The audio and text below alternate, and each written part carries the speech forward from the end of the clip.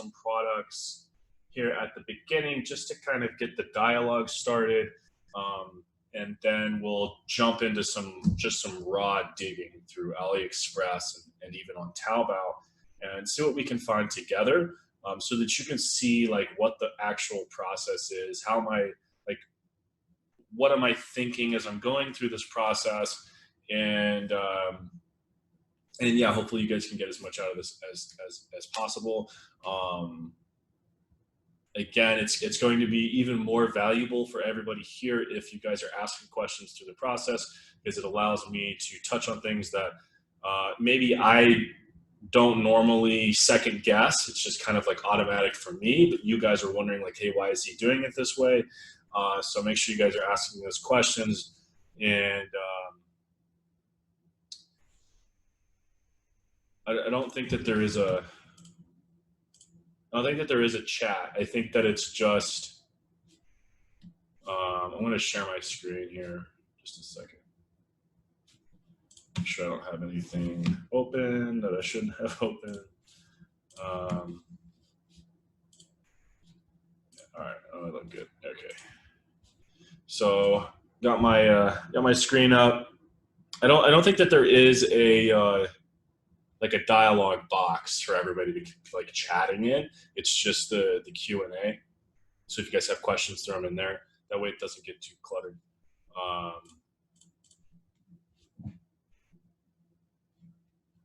Awesome. Okay, so let's get started. I was just kind of messing around here. My project manager was doing research. Actually, something that we don't do a whole lot of is competitor research, but he was doing a little bit of competitor research. This is one of the products that he found that he thought was doing extremely well based off of the traffic that they were getting. Okay, cool, dropping some links, that's good. I'll take a look when I get a second here. So this product, I don't really understand the fashion behind the style of this product, but it does have bright colors. It has multiple variants. It has lots of sizes, and it's in a decent price range. So like, let's see, 26 bucks. It's a little expensive for shoes because we're looking at, we're gonna have to mark this thing up to 50 bucks if we want to be able to scale it. So the three things, the most important things we're looking at when we're looking at products, just to remind you guys, the first one is the product attention grabbing, because we're dealing with people who are not shopping, right? This is not Amazon. We're advertising on Facebook. We are dealing with cold traffic. The product has to grab the potential customer's attention. So they are, if you will, put yourself in their position. You guys, I'm sure all of you do this on a daily basis. You got your phone out, you know, you're on Facebook or Instagram and you're just scrolling, right? You're waiting until you see something that catches your eye, whether it's a post from a friend, a picture that looks interesting and you like it and you keep going. It's the same thing with the shopping here, guys. So it's the same thing with the ads. We're trying to put something in front of a specific audience that's going to make them stop and look at it, okay? So if the picture is attention grabbing or the video is attention grabbing, we're using good thumbnails, we have a high quality video shot, or if we're gonna use a picture, like for these shoes, I would just use a picture, although I have seen some really good video ads for shoes within the last couple of months from some competitors that I really like. But anyways, we need to have something that's gonna break their chain of thought.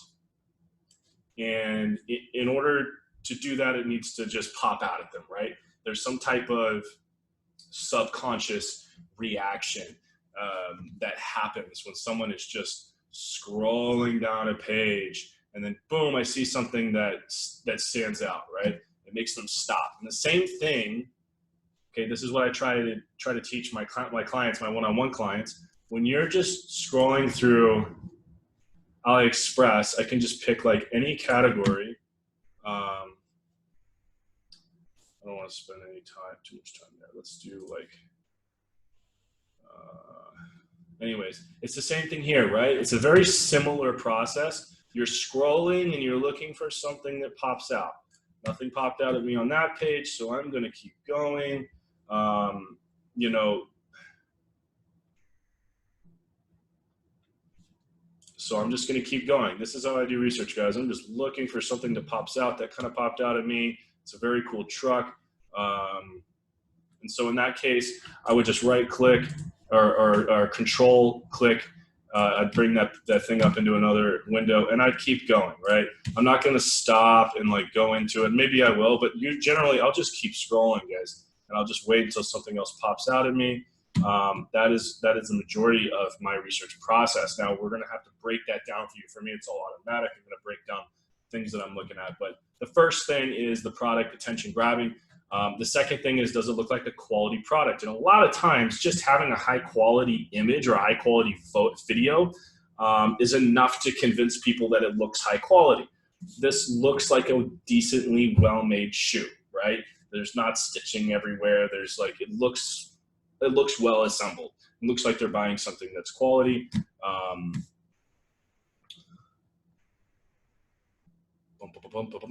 Okay, just keep going here. And then the third thing is profit margin, okay? Is the product priced appropriately for you to mark it up and still make a profit after your ad spend? So this product costs almost $27.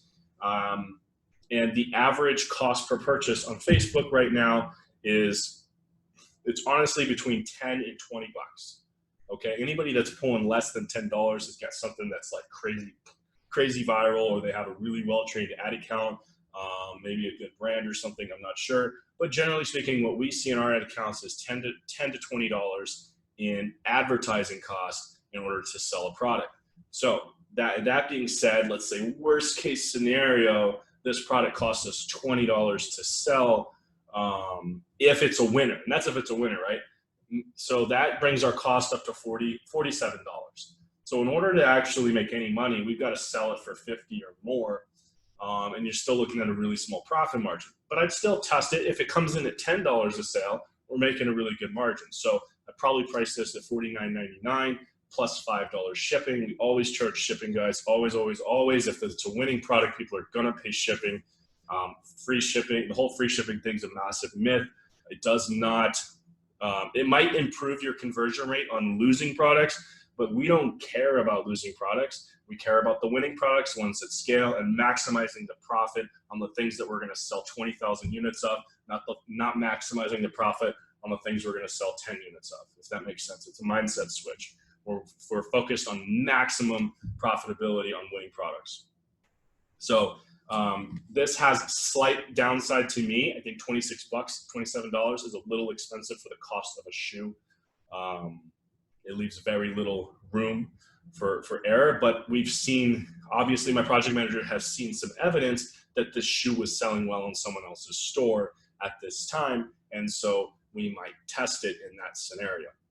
These are European shoe sizes, guys. You'd have to convert these to US and provide a conversion chart. David asked, number two, yeah, product quality, good. So David asked, how do you make sure the customers are getting the correct sizes on shoes, clothing, pants? The sizing charts are inaccurate on AliExpress. This is a massive problem in this industry right now. For anybody that is selling clothing, I guarantee you're dealing with tons of chargebacks, tons of returns. It is very hard to keep processing accounts alive, and Facebook accounts to have them survive for very long if you're only selling clothing.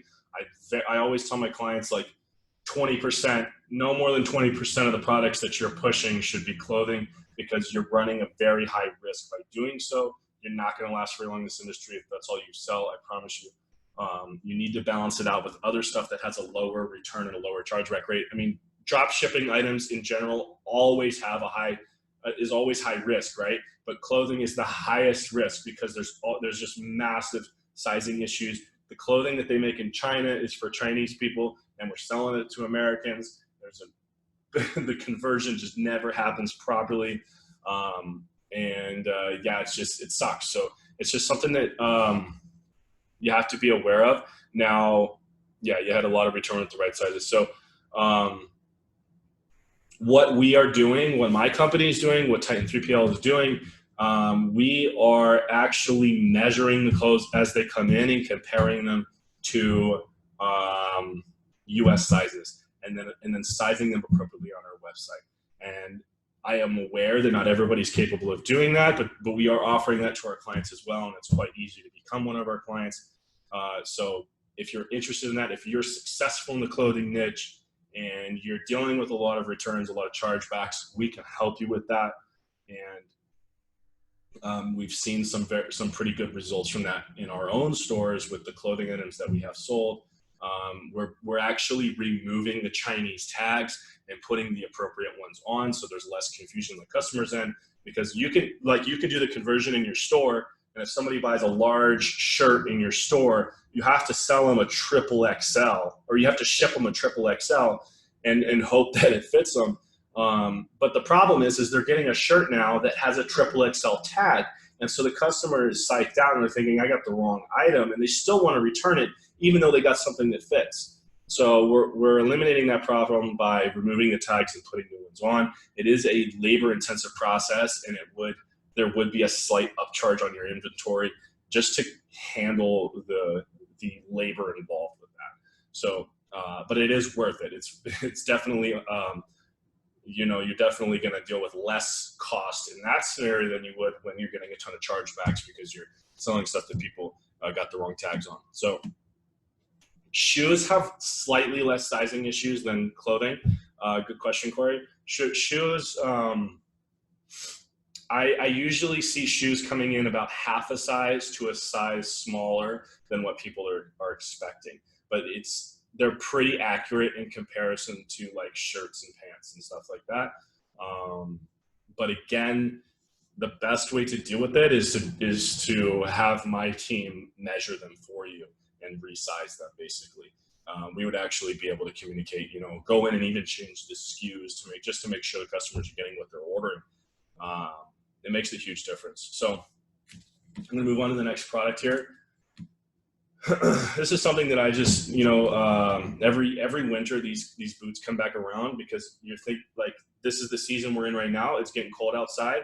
Girls still want to look good. They want to have these thigh high boots. These things always crush it. Like I'll always see like sellers with 5,000 orders on these boots every year. So just thinking seasonally makes a massive difference. This is a really good, again, it's not a bad picture. Girls in general, when you're dealing with clothing, they want to see how it looks on someone, at least. Not if they can't see it on themselves, they can't try it on, they want to see how it looks on someone else. Guys don't necessarily care that much. You could put just a picture of the item and guys would be fine, but girls want to see it on a model. So this picture's decent. You'd have to Photoshop the little logo out of the corner. Maybe there's another copy down here somewhere. Or you could replace that corner with a different, maybe with this picture, you could just size it down and put it in there. Just Photoshop it up, make it look pretty. Even a picture like this would be fine for women. But yeah, again, cost range is good. The picture quality is good. You could sell these for $39.99 pretty confidently. It has 3 variants, which we've seen there's been a lot of data. Several months ago, I got my whole team together and we broke out a list of every single product that's been profitable for us over the last 3 years. And we tried to find patterns, like what are like weird things that maybe we wouldn't normally notice in like our best selling products. Like what are some like weird things, like again, so just some weird things that we're seeing as a trend through our best selling products. And one of those trends was 3 variants. People respond better to 3 choices than they do to anything else. If you've got 5 or 6, it's too many. If you have 1, you're not capturing enough of the audience. It's not as scalable. So 3 has always been the best. 4 is fine. 5 is even fine. If the product you're selling has more than 5, I would narrow it down to 5, or even 4 or 3. And then primary colors are always really good as well. So black, gray, red. This has a good amount of shoe sizes. So this right here is a product that my team would absolutely test. We've got a good creative. We've got 3 variants. It's in our cost guidelines. It's got sizes. It looks like a decently made product for the price range. So we would run this. Very simple. Here's another product, just like just like the first shoes I showed you guys. This is a product that my project manager found in a competitor's store that seemed to be selling very well. It seems to be attention grabbing. It's like a bright ring, right? For people that are, I guess, into that kind of stuff. But there is a problem with this product. There is a problem with this product, and it's the cost. And there's a way to solve that problem, but I probably wouldn't sell it personally. It's $2. I mean, I don't know how you're going to sell a ring for 20 bucks. So the solution here is that you're selling like a value, like a pack of them, right? You get one of each color, or you get 5 of one color, or something like that. And that's how you would mark it up. So you could give them 5 rings, then your cost is $10, and maybe you can sell 5 for 25. I don't know. I still feel like the margin is so small on this that like for me, it's just not worth my time. So a lot of my clients, like when I do one-on-one coaching with people, part of the process is they go out and they do research and they bring me products, and then I go down and I just break them apart and I say, yes, no, yes, no, yes, no. Here's why. Let's learn from this. Let's grow from this. And then they go back and they find more and they bring it back to me. And one of the most common things that I see is people are not paying attention to the numbers. You got to pay attention to these numbers. You got to like imagine the scaling process here. Like as you scale up, your cost per purchase goes up. If you're running $1,000 budgets, your cost per purchase is going to be higher than it was at $10 and $20. So I don't see this as something. I'm always looking for like the product with maximum potential, and this product doesn't have that. It just there's not enough margin to be made. So going on to the next one. This is a great product. This is another product my project manager brought to me this morning. I would totally test this. The reason for that is because it has like massive appeal. Like everybody has a freaking sofa, right? And not only that, but it's supposed to be universal. So it's going to fit lots of different sizes of couches right here. 1, 2, 3, 4 seaters. They have different colors. Again, it doesn't necessarily meet the variant trend that I've seen, but I think in this scenario, it's a good thing because people like different colors for their house. We're not trying to sell like with the shoes. I like 3 variants because usually people will buy 2. That's what we see. 30% of our customers with items like that will buy 2. They'll buy 2 different colors. With this, they're not necessarily going to buy 2 different colors. They're just looking for the one that matches. So this kind of is a little exception to that rule. It serves a purpose, right? So it's a safety cover, so stain blocker, that kind of thing. It's non-slip, whatever. So, and it's cheap. It's relatively cheap. You can like couch sofas are really expensive. They cost like thousands of bucks, and you can save, your cushions by just spending like 40 bucks. You can sell this for $39.99. Obviously the big ones are going to be a little bit more expensive. Sell those for 50 bucks. And this to me is a great product. I probably have, oh, you could try this picture, but I'd probably have my videographer throw something together, some type of like fancy slideshow with some text, save, whatever, with the benefits involved, because it is kind of a functional product. It's not necessarily, it's not like a fashion product or a decorative product. The motivation for buying this is out of functionality. Okay. So you would want to highlight the functions of this, the reasons why they need it. So it's a bit of a different approach in not only the creative, but also in the copy. This one I stumbled upon while I was just roaming through, where was I? I was in the health section. I don't even remember. I think I clicked on one of these and then I went into their store. If I can replicate the the process here. Anyways, and then it popped up. So I don't know. Again, it's in a good cost range. For me, like the $15 to $20 cost range is like amazing because you can sell stuff for $50, $60, $70. You're leaving a good buffer zone for a $10 to $20 cost per purchase and a good margin for profit. Right? I'm losing my voice already.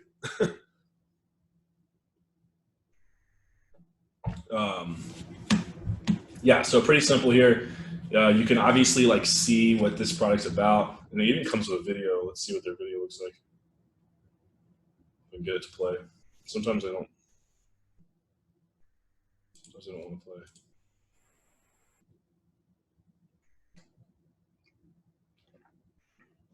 Oh well. We'll move on to the next one. But yeah, it's getting some orders.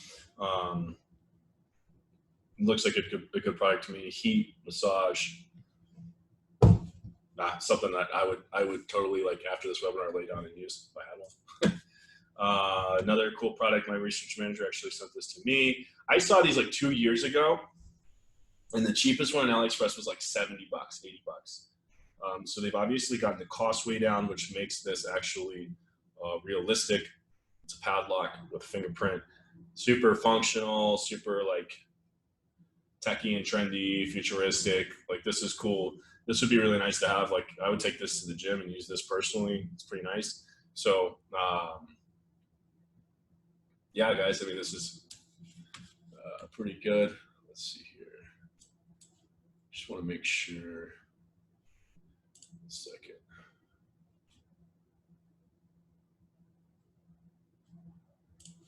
Just making sure we're still recording.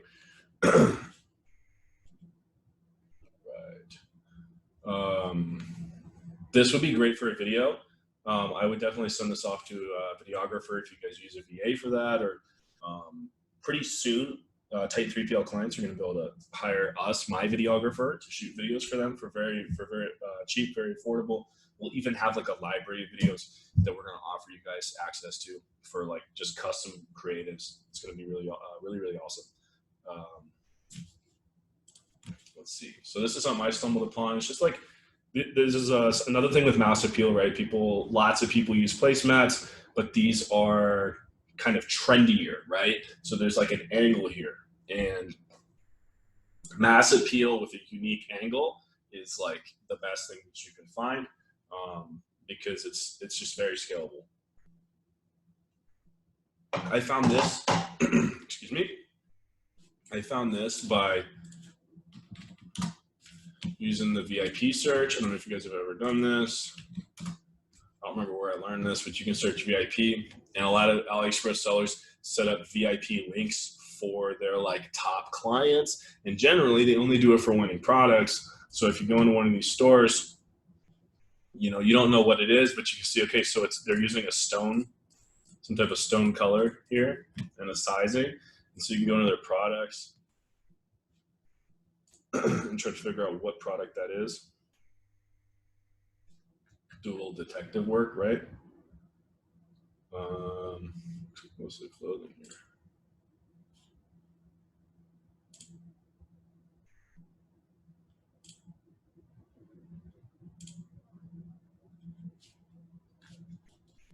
Yeah, so sometimes you can't figure it out. But anyways, that's the trick. You can use that trick. It's pretty awesome, actually. I found some winners that way. Go back.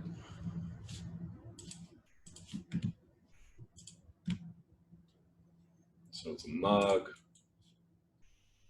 What kind of mug are they selling? It's the same seller.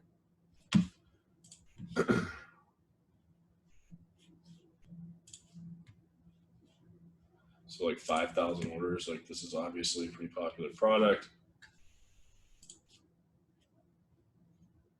It's probably like this dog comb. These are all pretty like popular as far as like old winners go. I wouldn't even bother with them. Pretty much taxed out. All right, so but that's how I found these placemats. They were in a VIP store for somebody, so that made me think maybe they might work. just something like random off the bat here. You don't want to call something chocolate. You would just call it brown. It's kind of confusing, but Chinese descriptions are always wacky. So make sure you're tweaking your variant names to match like what makes sense for Americans or Europeans, but in just the English language. There's another product that I found through the VIP search. It's a chainsaw sharpener. Obviously, a video would be ideal for this, but it would be hard to get one that's not copywritten unless you had a very brave videographer. But it's pretty cheap. Obviously, somebody's crushing it. And back when I used to use chainsaws to cut firewood, I would totally have gotten one of these because replacing a chain is kind of a pain in the ass. Another thing, so this is also thinking seasonally. I was looking at blankets, stumbled into this store. It says mink, it's definitely not mink, but it is a very warm looking blanket, right? It also looks like it's a quality blanket. It looks decent. Like that's a nice picture right there. They've got lots of different colors, different sizes. It's a little expensive, but you could kind of play the branded route, maybe charge $200 for it. We've had a lot of success in the $100 to $200 range for selling as well. So don't be afraid to price things in that range. High ticket stuff definitely works. It's the same philosophy, eye-catching, quality product, meet your margin guidelines. A couple other things that you need to be considering when you're doing your product research is that you need to be thinking about the audience that you're going to be advertising to. What type of person is going to be buying this? You want to stay broad with your targeting, but you want to try a broad targeting interest, and you also want to try something that's a bit more specific as well. It's just the broad keeps things cheap, and the specific keeps things focused. You want to have a nice balance of those two things. We don't need this one. This one caught my eye because I really like the picture. It's obviously, this is a knife block. It's very cheap, but it has the appearance of high quality because it's in a picture with high quality knives, with Japanese knives, and with steak and a nice wooden cutting board. It elevates the value of the product because it is a very nice picture. So, and you can talk about the functionality of it. I think it's like dishwasher safe, mold proof. I don't know. Anyways, this is something that I would personally test. It's in a decent cost range. I'd try to sell it for like $40, maybe 35 plus 5 shipping.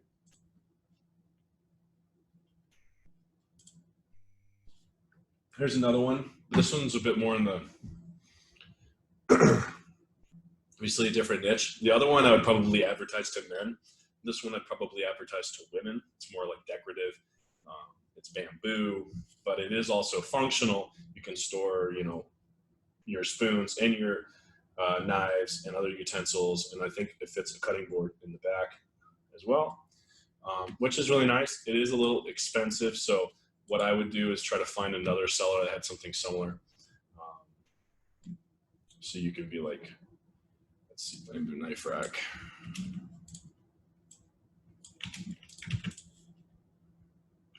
See if anything else comes up. That is, so there's one that's $30.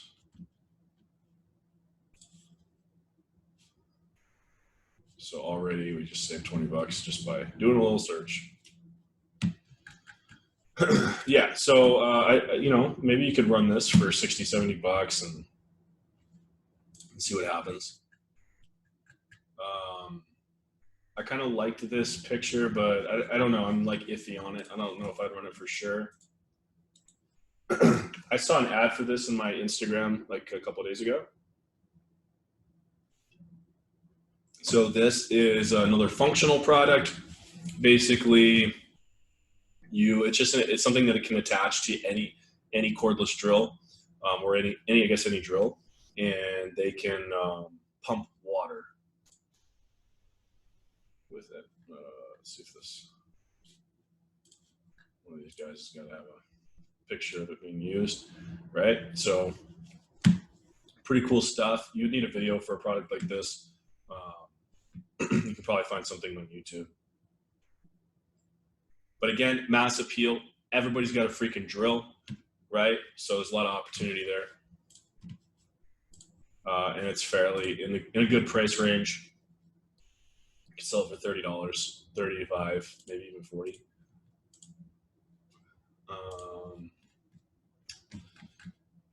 Let's see, I was looking at women's stuff. I stumbled into guitars. So let me go back to the women's stuff really quick. So seasonal stuff, this just caught my eye. Basically, I was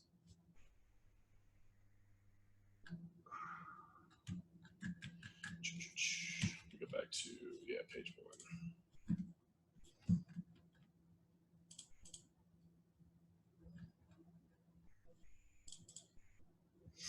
1. Just so you guys can see how I got here. I literally just clicked women's fashion. So the way that a lot of this is organized is by the first page. It says best match. If you don't do any type of searching, a lot of it's going to be just like what's trending, what's getting a lot of traffic, and that could be pretty revealing. So this product right here is getting a lot of traffic. It's actually one that I clicked on earlier, and I don't think it was on the first page earlier either, which is pretty funny. It's a nice fall winter jacket, so it's seasonal. It looks like it's quality. It's in the right price range. It's got 2 variants. That's not too bad. That's okay. It's better than, it's not too bad. It could definitely run profitably.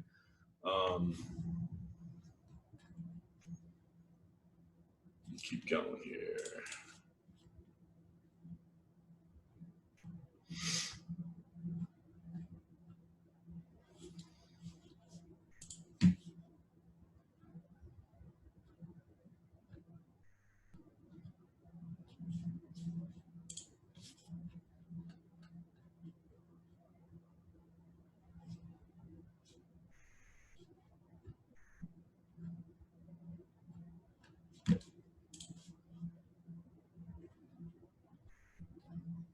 Yeah, already just in the last 2 hours, all these products have changed, which is pretty interesting. I really feel like it changes based on what's getting the most traffic when you're in the best match sort.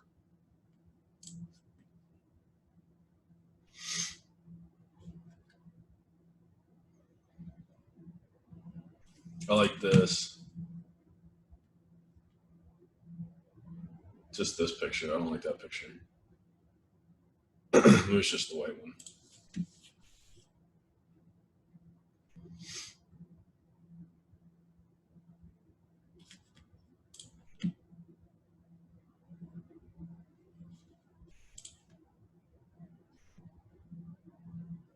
This is nice. Good cost range, quality product. I feel like it's eye-catching enough for the season. Same with this one. This one's a little cheap though.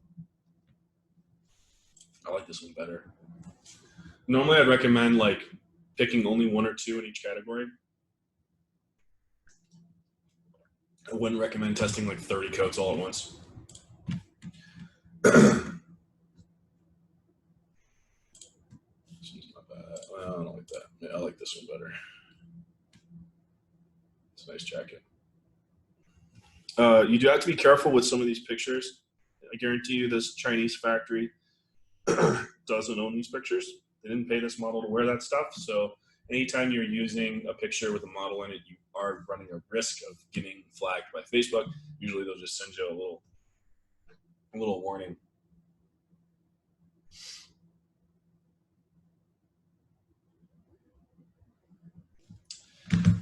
Excuse me. Back on track. So let's see. So this sweater is one that caught my eye earlier. This jacket, I feel like it's just a different fashion style, like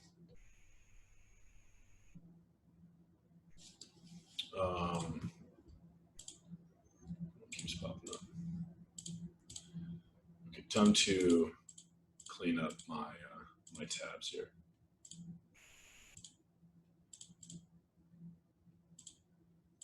Any of those there.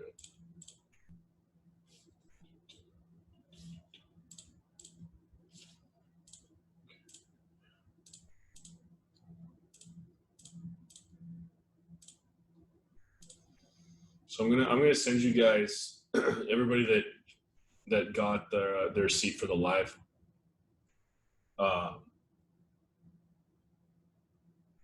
I'll send you the links to all these products, to anything that I look at and I say, like, I think this is something I would personally test. I'll send you the links to those. That way, in case you guys are interested in testing them, you can do so. Just want to get a little bit more organized before we dive in any deeper. I'm going to answer some questions next. Sorry, I'm like losing my voice. Let me get some for my throat. Be right back.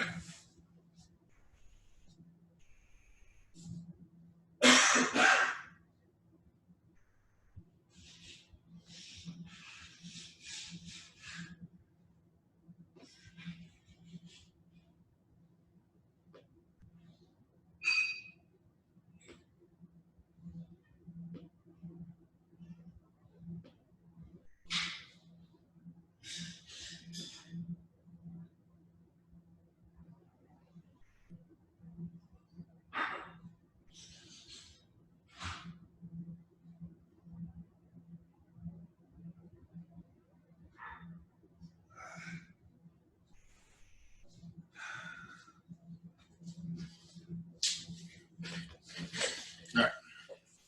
Actually, that helped. I just took a shot of tequila. Okay, feeling better. So let's see what questions we got.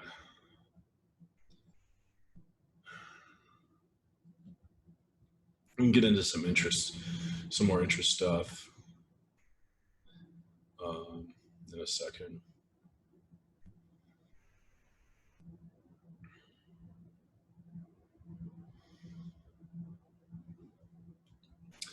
All right, so I'll talk a little bit about pricing again. So for products that have multiple variants in some niches, okay, like those boots I was talking about, you would probably see 20 to 30% of your customers buying more than one of these.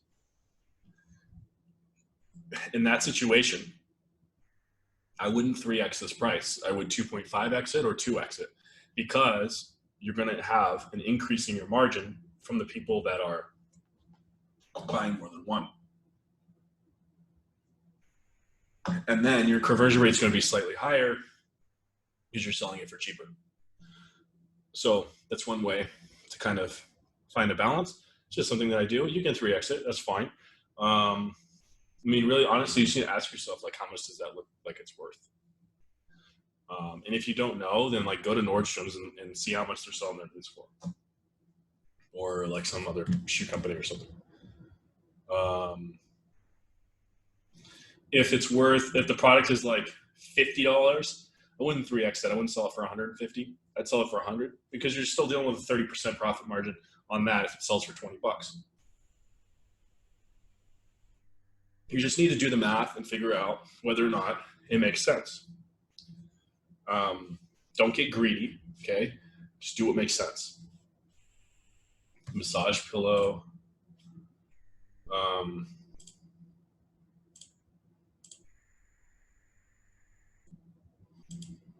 not sure what the difference is here, but let's just assume it's $25. I'd probably sell it for $59.99 plus $5 shipping.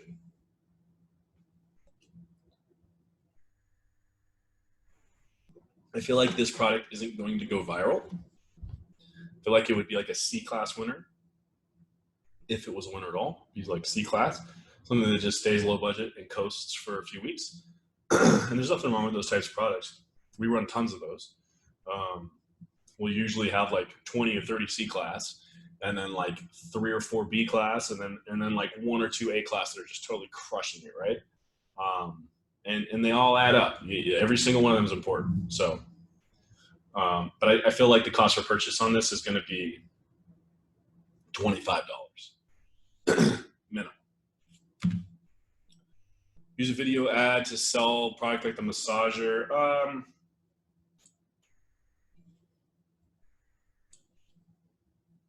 I wish their video worked. We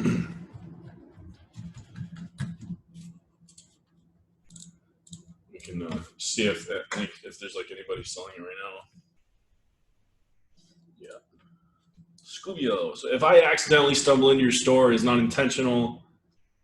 I apologize.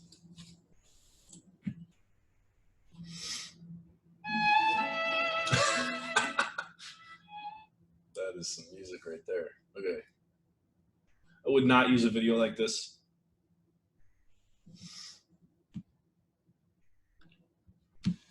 But yeah, this is another research method, guys. Just going in and picking one of the images on the page.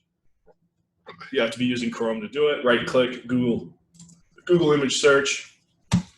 And every store that's got that image in it is going to be right here. Scubio, Regulus. There's probably some more. Most of them are AliExpress. World Gotcha. Some foreign stores, some Russian ones. So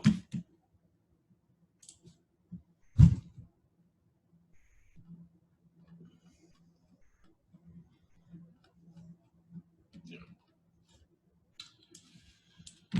Anyways, let's see. Selling those locks right now. The lock, $50. Let's go back and find where was that? Did I close it out? Oh, shit. Oh, there it is. Yeah, I'd probably do $49.99, and then I would say like, or you can get a pack of 3 for like I don't know, I would do some type of deal, $119 or something. Yeah, that's probably what I would do. I'd do like 2 variants. I'd do 1 for $49.99 or 3 for $119 or even like $109 because you're still crushing it at $109 with a $35 profit margin. Yeah, $35 profit. But I mean, you count the ad costs in there, so it's still kind of iffy. But I would put like a bundle option in there for sure. Video making service is going to be very helpful. Yes, it is. It is going to be very, very awesome for our clients. I'm really excited about offering it. CPP though for high ticket. So we were selling pretty recently a product that cost us $100. We were selling it for $200, and our cost per purchase on average was $50.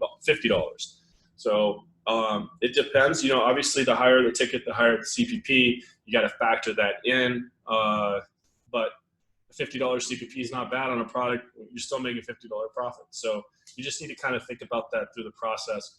What type of CPP do I need to maintain in order for this product to be profitable? And if it doesn't meet that during the testing phase of your ads process, then you need to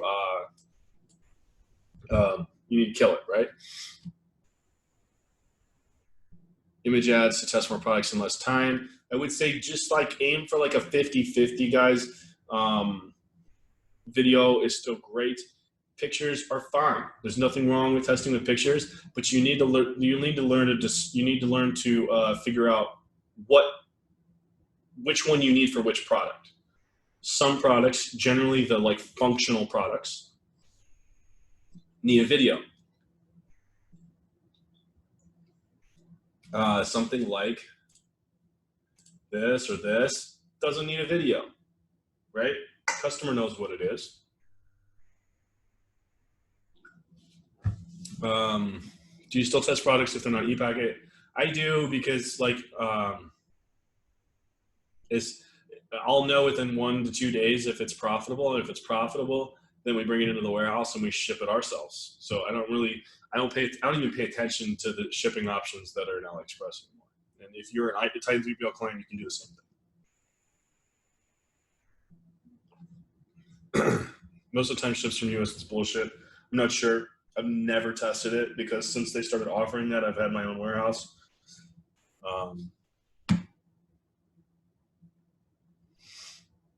Jacket's confident in the fit. No. And honestly, the jacket quality is usually kind of shit too. And our team can help you with that. Like, if you guys start selling something and the quality's shitty, we'll send you a picture and just be like, yo, you really want to sell this? And if you do, then, whatever. We're just a logistics company. We'll let you do what you want to do, but we will let you know. So, yeah, graphic tees are fine. Usually the margins are kind of rough on t-shirts because you can really only sell a t-shirt for like 20-25 bucks. Like, in reality, it's not like you can really mark them up that high. It does have to be super, like, a really good trendy product in order for you to take a t-shirt and make a bunch of money off of it. It's kind of hard. Hoodies, just kind of the same thing. Like, we can look at some. Actually, I don't want to lose those links. Let's see.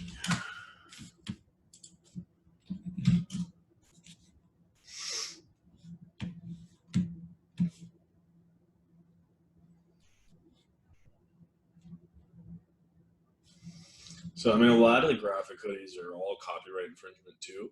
I can't recommend that you guys sell that kind of stuff because you're going to end up getting shut down. I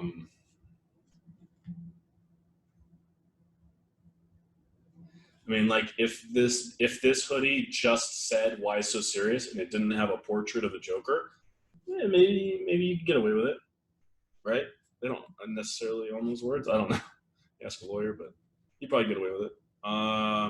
Yeah, graphic stuff is graphic hoodies, graphic shirts. It's kind of tough, to be honest. I think in order to be successful, you need to have original content.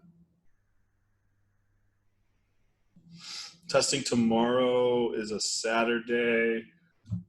You can, guys. Like,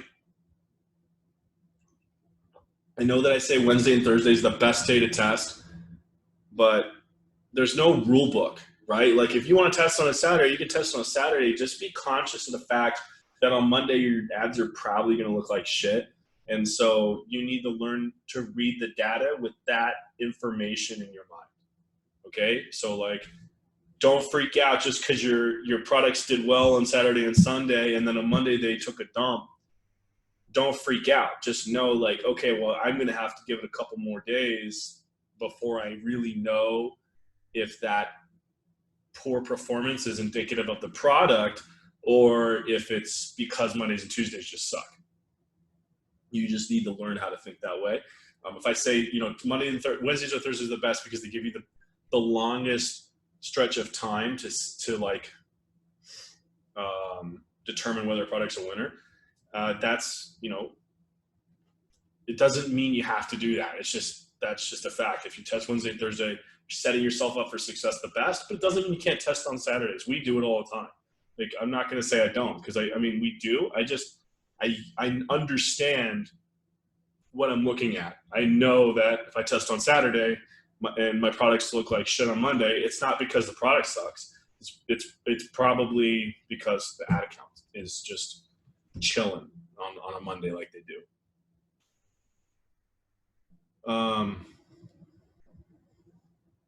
Yeah, everybody's been saying sell problem-solving products. I've been saying that since I've been in the business, saying that for 3 years, 4 years, whatever. It's garbage. You want to see my $4 million product that I trademarked? It's not a problem-solving product. And I guarantee you, no problem-solving product did $4 million. If they did, I'd love to see it. Dun, dun, dun. Don't even have it on here anymore.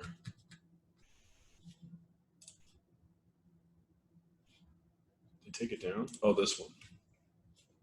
Yeah, that right there. I did $4 million in revenue.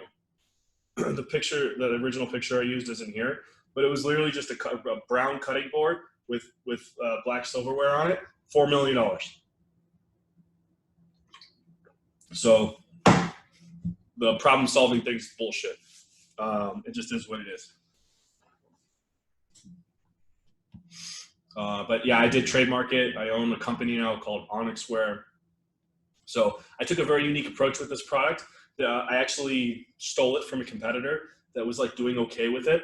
But I took the product, I came up with a really creative name. I called it Onyxware, and came up with a really nice description and like a backstory for this like brand that I created, and marketed it, and it did extremely freaking well. I sold it for 9 months straight and did 4 million in revenue, and did yeah, and now I actually have like a custom set. Doesn't even like, it looks way better than that now, and we're transitioning it to FBA. So, and hopefully I can sell that brand down the road to like some silverware company.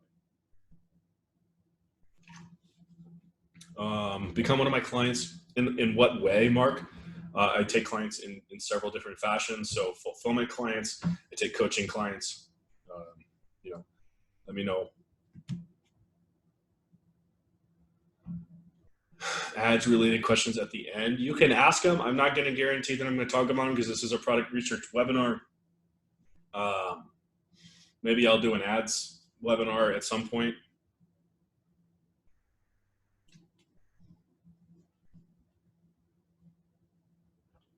No, there's no pattern, bro.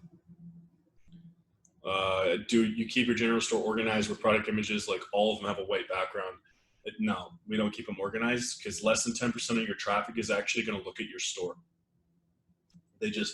Everybody just goes to the product page and checks out. Chinese text on the images? Yes, I do. I do remove them. How to raise your conversion rate? By selling better products. Like that's it, guys. If you have a shitty conversion rate, it's because you're selling shitty products. The best way to increase your conversion rate on the front end, on the back end, emails, SMS, ads, the best way to improve your conversion rate is to sell a winning product. Everything else is like so marginal, man. Like having a better looking store, better ad copy, better creative, like all of those make marginal differences. The biggest change you can make is by selling just the right product. And that's why this is so important. Product research is so important. I can't go into detail on interest targeting, guys. That's not the purpose of this webinar.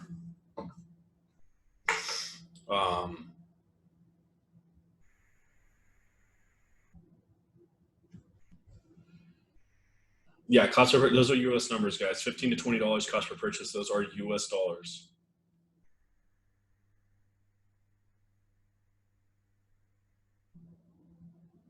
If it's a winner, will it sell regardless of creative type?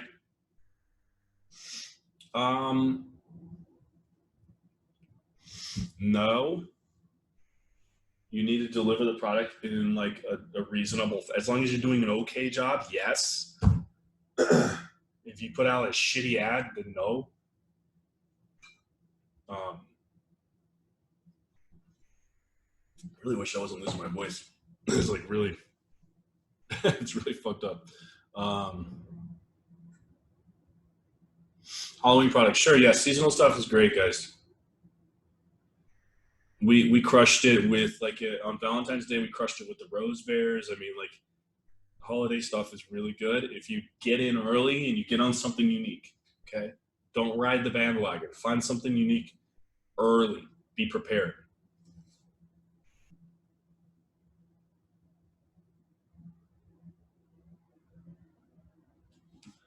I was selling a 24-piece set for $110.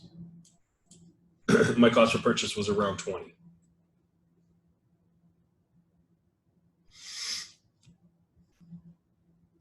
Yeah, I'll do a little bit of targeting talk with the products that we've talked about.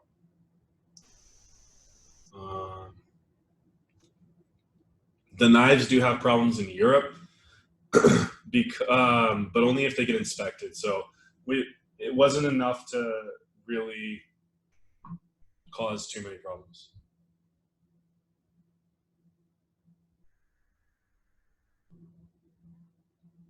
Yeah, e-packet's fine, guys, for now. What kind of products was your research for Halloween? I don't know.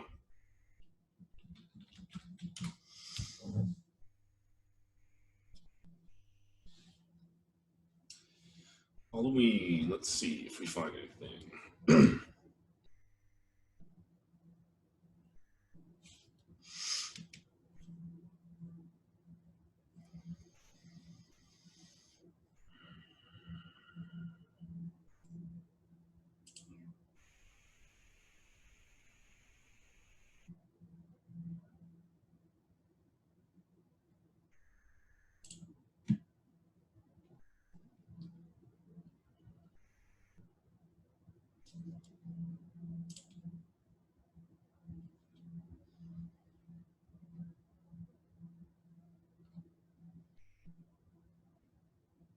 So many bugs.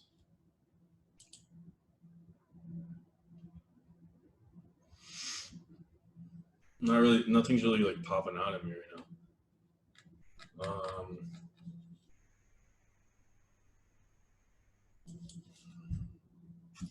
I mean, like you can do like look at the related searches.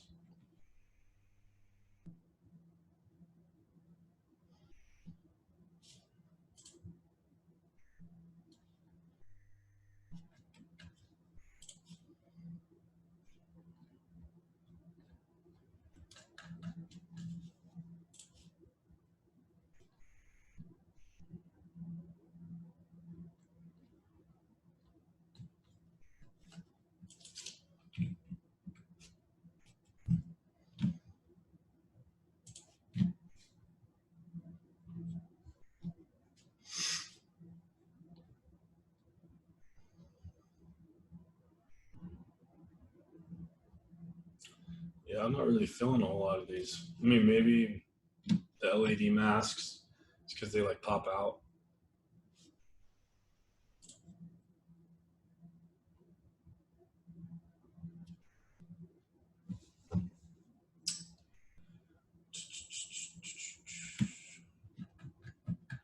I mean, there's a lot of people selling a lot of stuff right now. You can see these orders are pretty crazy. It's a giant spider.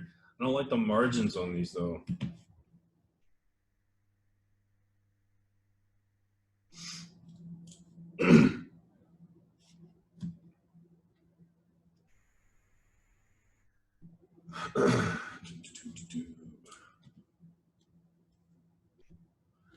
Yeah, I don't know. I mean, it's important. Like, it's important not to force stuff either. So that's a big part of my process. Is like I'm not gonna like. We had an idea to look at Halloween stuff. I'm not gonna waste a ton of time if nothing's popping out at me. I'm just gonna go reset. I'm gonna go look at another category.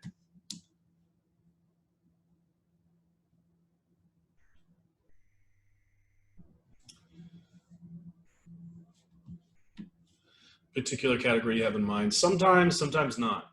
Sometimes I'm just random, man. Like, because you never know. You really never know what's gonna pop out of you.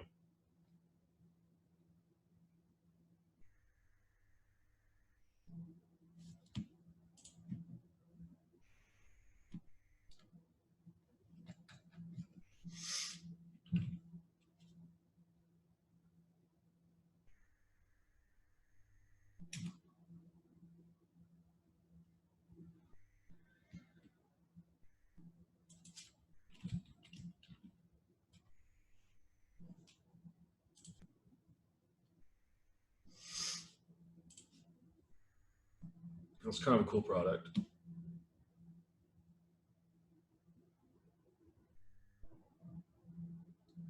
Looks high quality. The images are good quality.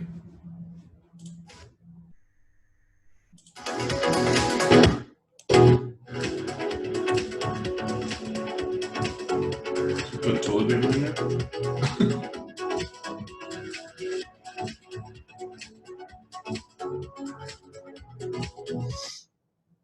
Yeah. So I honestly, I'd probably test this.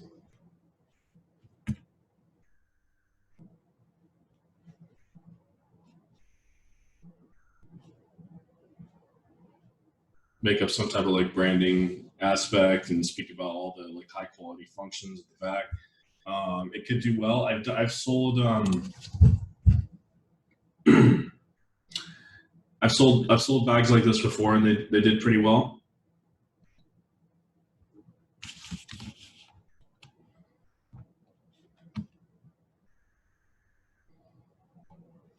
Oh, is it a bad idea to test them now? Yeah, it's a little too late.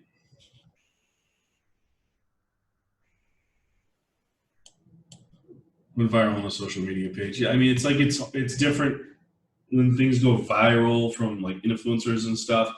That's a different marketing strategy. It's not something that we do. We do both. We have general stores and niche stores.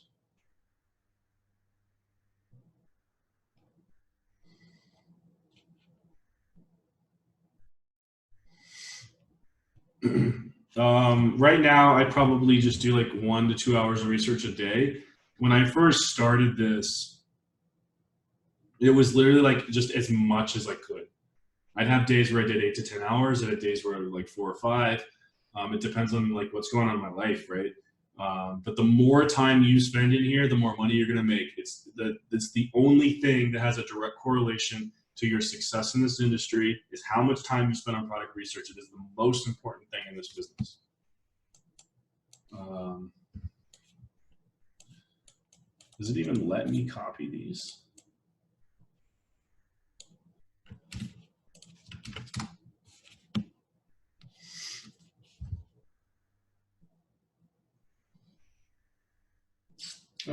These are kind of cool. They're like kind of cheesy, right? Like I don't know any like actual classy, fashionable women that would wear these, but there's definitely women out there that would. They're obviously getting orders. You'd have to sell this for $70, I think, for it to be worth it. You'd sell it for $69.99. I have sold heels, women's heels, in that price range and been successful, so it's not a stretch. We're dealing with 6 colors here.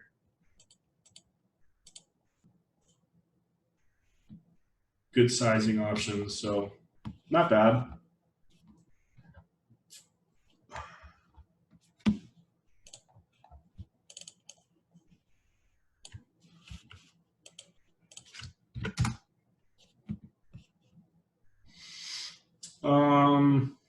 Decorative plates. Not really a fan. I don't see these going viral. I don't see that this isn't a mass appeal product. And it's not super, I mean, it's nice, but it's not super attention grabbing. And it's expensive. And one issue that you're going to have with plateware and with drinkware is that a lot of it's going to break getting shipped from China to the US. And it's just, I'd probably stay away from these.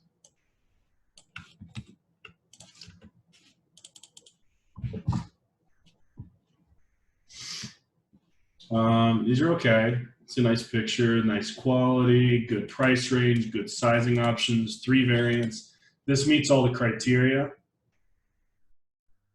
I can tell you that my team has tested these and they did not sell, but it doesn't mean it won't sell for you.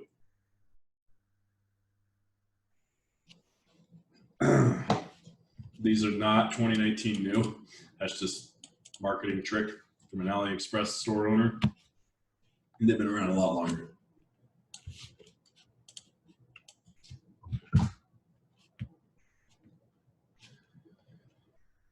I mean, it's like a cute gag gift. I typically stay away from stuff like this. Just don't see 10,000 people buying a dog print lamp. Like it doesn't really meet the quality criteria, in my opinion. It's more of like a gag gift. I don't know. You'd have to be really crazy about dogs to like want to decorate your house in dog lamps. Sorry if that's something you guys do. I don't know. I don't understand it. I don't know if it's gonna let me copy it. Like forces me to copy the whole thing. Let's try this.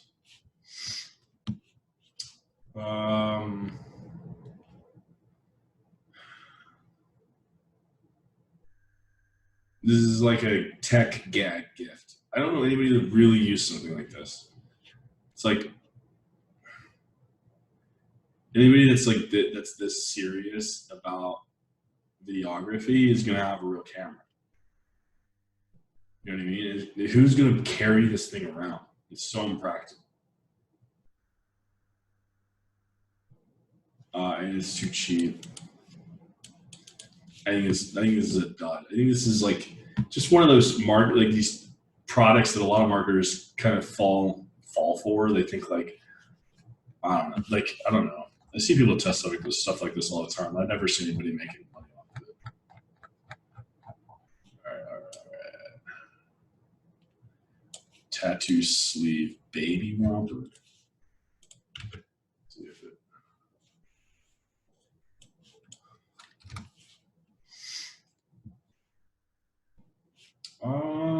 It's kind of cute. I have a problem with baby stuff. So if you haven't been listening to me for very long, I've been telling people to stay away from baby stuff for a while. Reason for that is you don't know if this was made in a factory that's actually like licensed and safety controlled. Because even in like the licensed factories, the ones that are like legit, they still have recalls because they accidentally use lead paint in their baby stuff. I could never personally live with myself if I sold 5,000 of these and found out that they were tainted with some type of chemical and babies were getting sick. You know what I mean? Like this is real shit here, guys. Like this stuff happens in the real world. I recommend to everybody all the time, stay away from baby stuff. It is not worth the potential risk.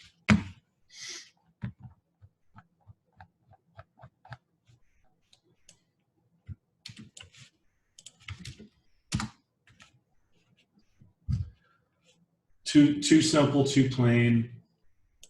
I know it's got a lot of orders, guys, but like, you can't even trust this stuff. To be honest with you, like, this is the Amazon of China. Well, I mean, Taobao is the Amazon of China, but it's simple. It's a similar situation here. They can fabricate this data. Okay, those can be fake orders. So,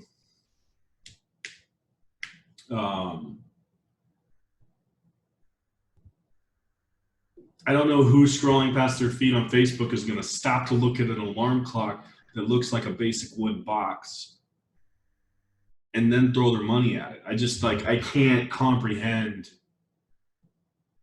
who's doing that. It doesn't make sense to me, so I wouldn't run this product. Maybe you guys have a better idea.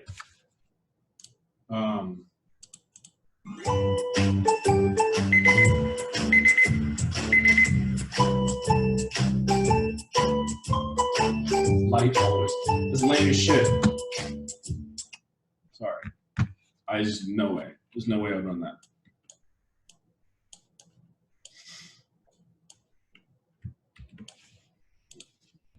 And you know what happens? Another thing that happens that manipulates these numbers, that there's fake gurus out there telling people to sell this shit. And they get like 500 students to sell one product, and they all sell 3 of them, and then all of a sudden the order numbers go way up. Like, it doesn't mean it's a winning product, doesn't mean it's something you're gonna make money off of, guys.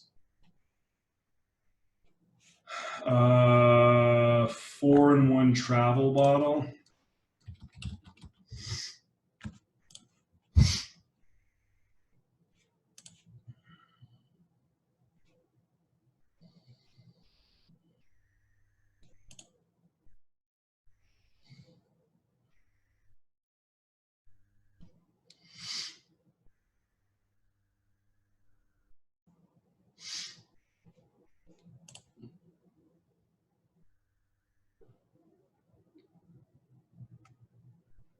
Essence.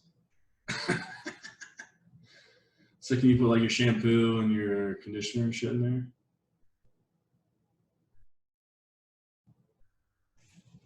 .4 ounce, so it's like safe for airports. That's pretty cool. Honestly, this is a pretty cool product. It's a little cheap, but again, bundle it, sell 5 of them, right? Offer 1 for 20 or 5 for $29.99. People are gonna be like, fuck, I get 5 of them. for that cheap. You know what I mean? A little marketing trick. That's what I would do. I like this. Elaborate on mass appeal. Mass appeal is that it's going to appeal to a large mass of people. At least that's what it means to me. Maybe it means something else, but that's what I mean when I say it. That there's millions of people out there that could potentially buy this product. I feel like I could sell 10,000 units of these, right? That's what I'm saying. Like everybody has silverware, right? That's mass appeal. Okay, everybody's got silverware in their house. Everybody eats food, so mass appeal. Not everybody buys dog lamps. Not mass appeal, right? Like everybody buys lamps, but like dog lamps, like that's like so specific. You gotta be a crazy dog lady to buy that. Sure, like some people preach like you should be super niche. The problem is like your targeting's not going to be that specific on Facebook. It's better to go broad so that your ads are cheaper, so that when you scale, your ads are cheap. You keep a low cost per purchase when you're running high budget ads. That's why mass appeal products are so much better. As long as they're high quality, attention grabbing, and scalable as far as the margins go. So that's why my approach is very unique. Most people are preaching like, you know, super niche or problem solving. I'm talking like sell a lamp, but make sure it's the coolest fucking lamp they've ever seen, and that everybody thinks it's the coolest lamp they've ever seen. Not just like only crazy dog ladies think it's the coolest lamp they've ever seen. You want it to be like super aesthetic, super cool, super trendy, super high quality looking, and affordable. And you make profit off of it, right? We're looking for the perfect storm type of products. Those are the ones that are going to make you the most money. Those are the only ones you should care about, because you shouldn't be worried about making $500. You should be worried about making $500,000 off of our product. And that's very realistic, guys. You are one product away from making $500,000 or $1 million like I made off the silverware. Like you're one product away from that. Those are the only products you should be looking for. Like everything else is a waste of your time. Just be looking for those big winners. And that's why in order for it to be a big winner, it has to have mass appeal. Hopefully that made sense. Why am I copying the same link over and over again? Or maybe Corey is sending the same link over and over again. Yo, you guys all sending me the same link? I'm tripping out.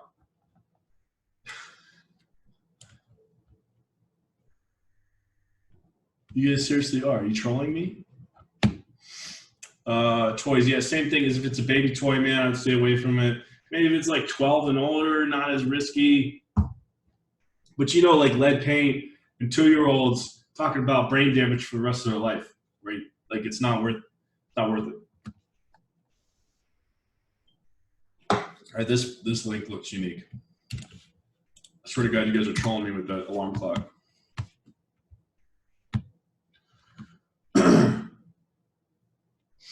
Yeah, iPhone 11, new phones come out. You should be like looking at accessories for them. That's definitely a good idea. I think we were looking at chargers for the iPhone 11 because they've got a new adapter now. They're using the Type-C.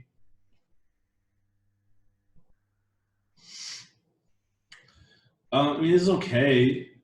I don't understand what's the appeal here, man? Like it's okay. It's got like there's definitely a lot of people out there that have the iPhone 11, right? So there's a market. You can target people that have a specific device. So you're being very specific with your targeting. But what's the unique angle here? Like they can grab this case anywhere. They can grab this basic case anywhere. So you need to have some type of unique angle. What makes this case better than all the other ones? You need to be able to communicate that with your creative and with your copy. And I'm not seeing it here. Looks really basic. I wouldn't sell kids puzzles. John, I don't sell kid stuff. I really don't sell any kid stuff.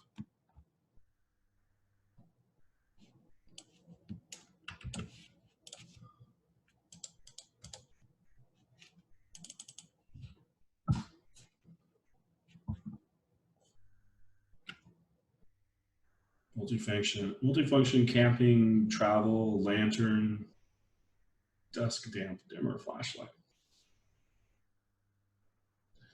Oh, does it really actually like fold up? I mean, it's kind of cool, but like, why do you need a lamp that folds?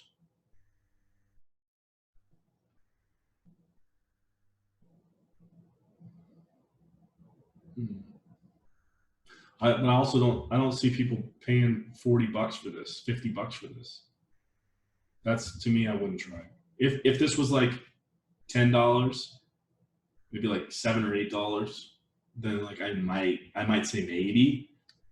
I mean, it's $20, man. You get a listing for $40, $50. I don't see that. I don't see that happening. This is what I'm saying is you guys aren't doing the math.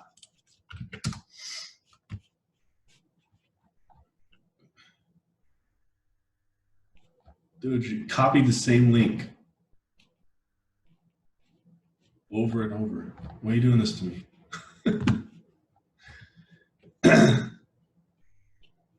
Shit feedback percentage if you're not using tight GPL. Not really. I don't really care. Because generally speaking, 2 days, like that supplier's probably not going to process any of our orders unless it loses and we only sell 1 or 2. It's not really going to affect us that much. But if it's a winner, then we're going to bring it in and we're going to take a look at it and we're going to make sure that it's quality and that we're going to get it to the customers on time. Beauty niche. Facebook is cracking down on beauty and health. I know tons of people that are losing their accounts. Reality is, sucks, man. It is what it is, right? So stay out of the beauty and health niche. I really haven't done a whole lot of revenue in those niches, to be honest. I got a little bit, but not much. Doesn't hurt me. I'm capable of making money in any niche. The fact is every niche is good and every niche sucks at the same time. You got to know how, you have to figure out how to market to each niche. Every niche has its own language, and that's why I tell my students, you need to, like, if you're a 25-year-old dude, you shouldn't be looking at women's heels. Like, you don't know shit about that stuff. Maybe you do, I don't know. But look at the stuff that you know about, right? Because you're going to be able, because the pictures are going to stand out to you. The videos are going to stand out to you. You're going to be able to recognize a quality product. You're going to be able to recognize like a better, I don't know, whatever. If you're into home decor, if you're like a person, like a home designer or something like that, that's your thing. You're going to be able to recognize products that are amazing better than somebody that's not into home decor, right? You're also going to be able to communicate to that audience better. You're going to write better ad copy. You're going to pick the right creatives.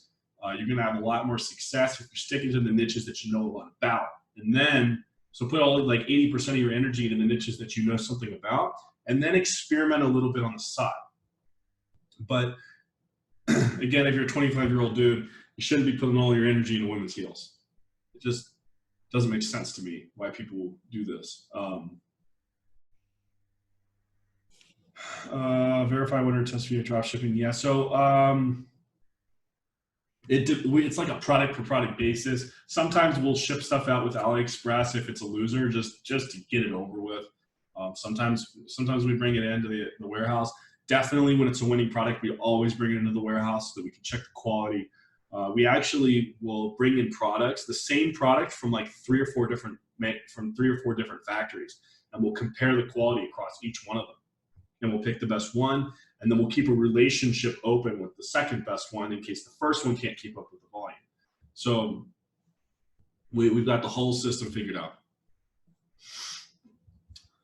We don't bring in stuff for the purpose of testing. We don't bring stuff in and then test it. We test it and then we bring it in, because there's no point in paying money for inventory that we might sell.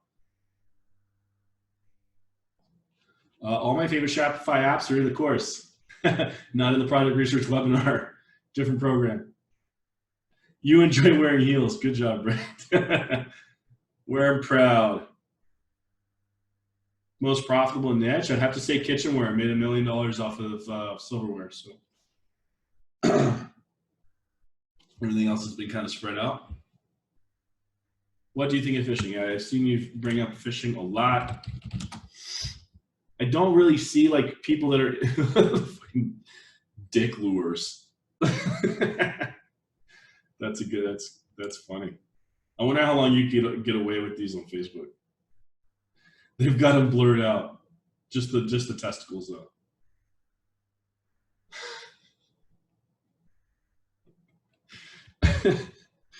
Oh my god. I don't know. Like I have tested fishing stuff before. Let's see. Here's one product that I tested that I thought was like awesome. There were some really cool fishing vests.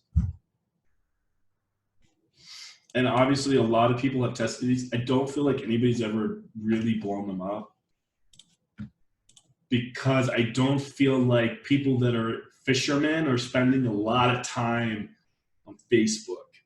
It's like not really part of their personality. Like at least the majority of that niche. A lot of them, there's not a lot of young people into fishing. A lot of them seem to be like, 40, 50, right? They're not big Facebook shoppers. So personally, I don't know. I've never had anything successful in the fishing niche, to be honest. I'm sure you could set up like a fishing store and do okay over the long term, like some consistent low revenue numbers. But you got to look at this and say, are there any products here that I could make $1 million off of? Like, how many vests would I have to sell to make $1 million, right? You need to be thinking big here when you're doing this product research.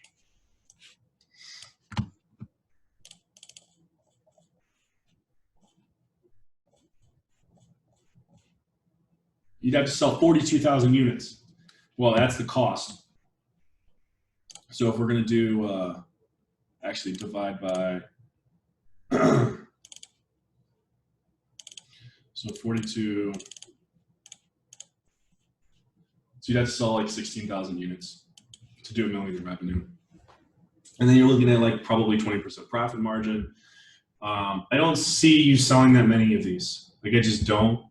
Maybe if you were a big retailer, you could. But again, I just don't feel like the fishing niche is somebody, like those types of guys are not doing a lot of shopping on Facebook. Personally, at all. Yeah, I didn't do well. Anime niche is profitable. I'm not going to do, I only do store reviews for my one-on-one clients. Otherwise I would get hammered with like 20,000 people asking me to do store reviews.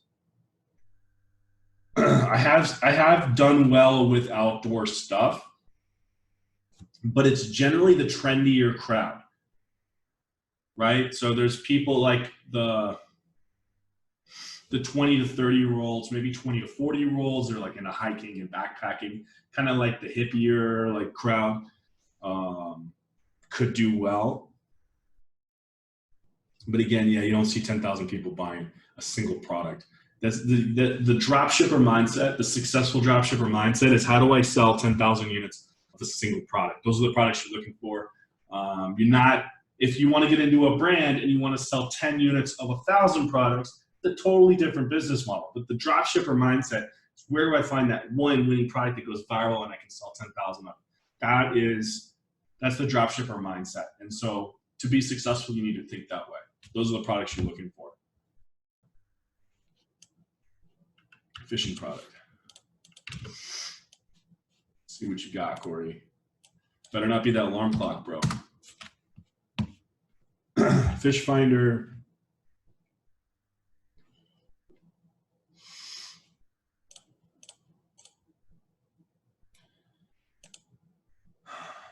$30, $40.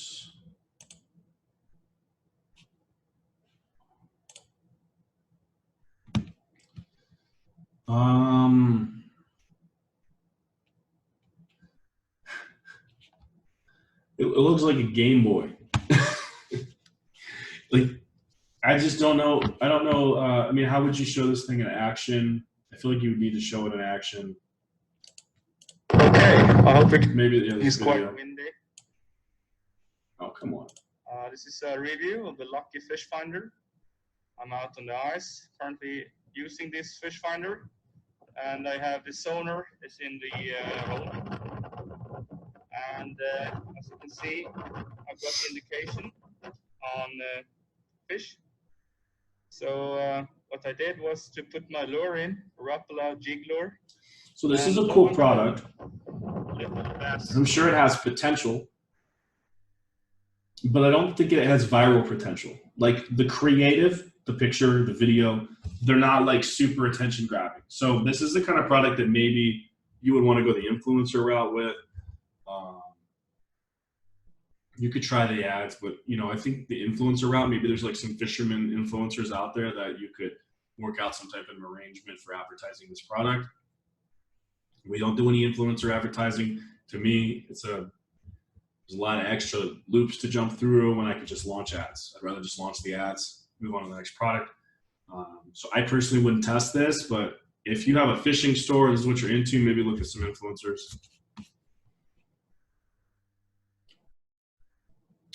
Everything is random and there is no structure in it. That is like, honestly, this is an organic process.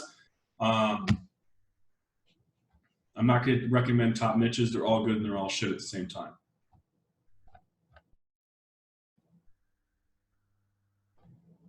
We've been looking at products this whole time, Eduardo.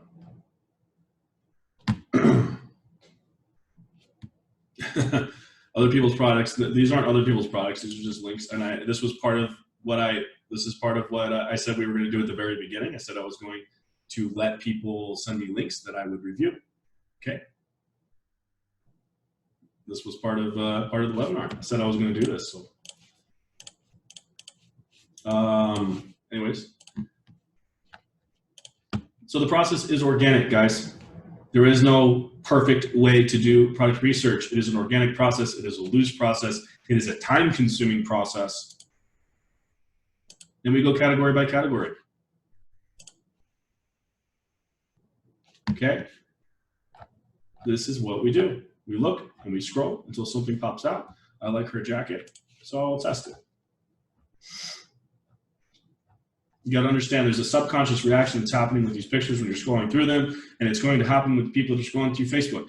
There's something that you cannot explain, but when something pops out at you, there is a likelihood that it's going to pop out to somebody else as well. Okay? Like that. Eki and fleece. This is a nice jacket. It's in a good cost range. Those are all the sizes you really need for women.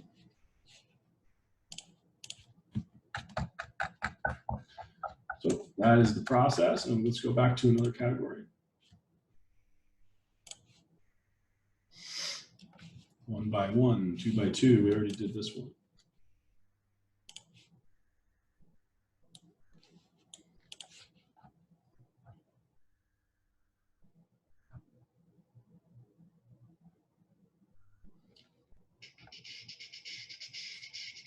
This is a hoodie that we sold a ton of last year.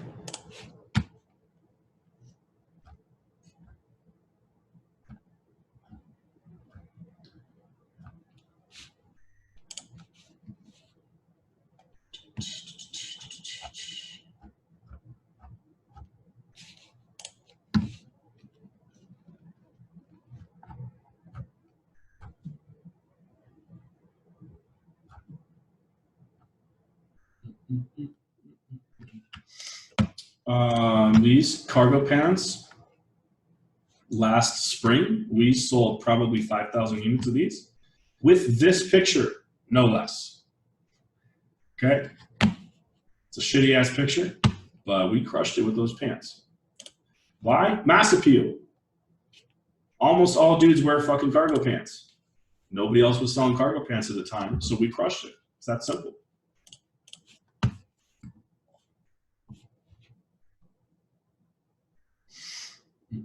Here's another one. These joggers, this was about 1.5 years ago.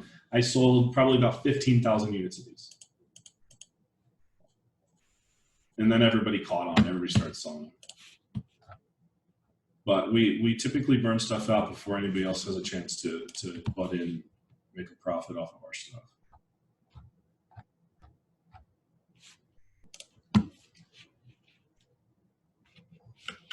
It's a nice shirt.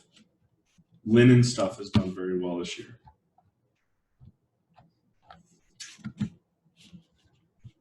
Let's go back to another category. So normally, like what I would do, guys, is I'd literally go sale. I'd go hoodies. I'd go jackets. I'd go t-shirts. I'd go shirts. I'd go sweaters. I would just go one by one by one by one. I'd go like 3 or 4 pages deep in each one. And I copy, and I would like open up the links, or I'd import them to Oberlo or Dropify, whatever app you use. Would just import them all. I'd spend one day just doing that. All I'm doing is looking at products. And then the next day, I go back and I look at everything that I imported or the links that I saved, and I kill about half of them, right? I'm looking at them a second time, and I'm like, no, I no longer like this shirt. I'm gonna get rid of it. I narrow it down to about half of the stuff that I went through, and then I name every single product. And then the next day, I go through and I write descriptions for every single product. So I segment my work so that I'm in a single frame of mind. Like on this day, all I'm doing is going category by category and clicking on stuff that I like. Obviously, we can sell phones, accessories. First thing that shows up is that link that you guys sent me. The sort by, there's no best way to sort by anything. It's literally just switching it up. Just switch it up. Go through each one. Go to the best match. Go to orders. Go to new until something pops out at you. So let's see if they have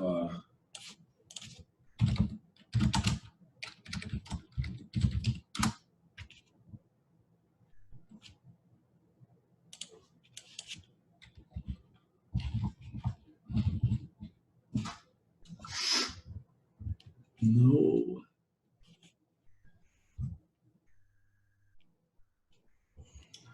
Yeah, so it's these. So they've got Type-C on one and then the iPhone piece on the other. But I'd be looking for some type of like trendy version of this. Not just a regular old cable.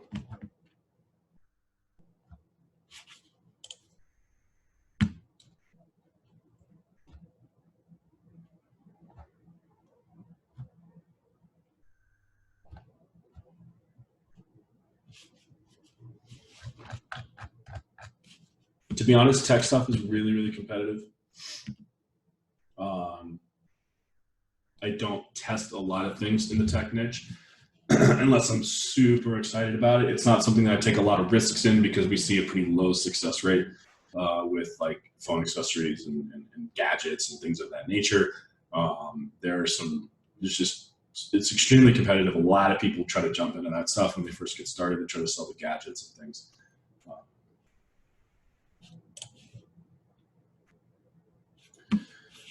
Key lock.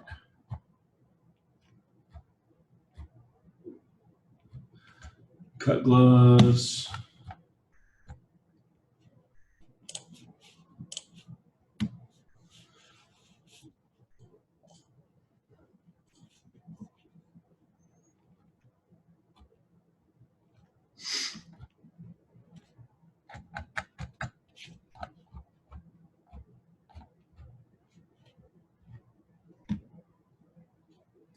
No, I don't sell the trendy stuff, guys. I'm always looking for original things.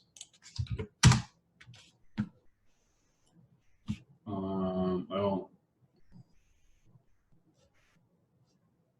mean, it's kind of cute. It's a bag for like toddlers. No, so we're looking to be the first person on a product, guys. I don't look at the trendy stuff. I'm not looking at the things that other people are like in the middle of scaling because I'm not interested in that. I want to be the first person to find that product. I want to scale it up before anybody else has a chance.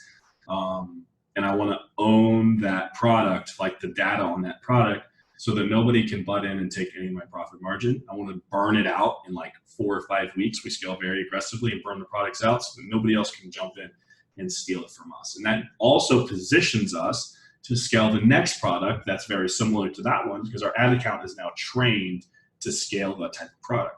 And so we're able to prevent competition from inching in on our territory that we've earned with the products that we've scaled in the past.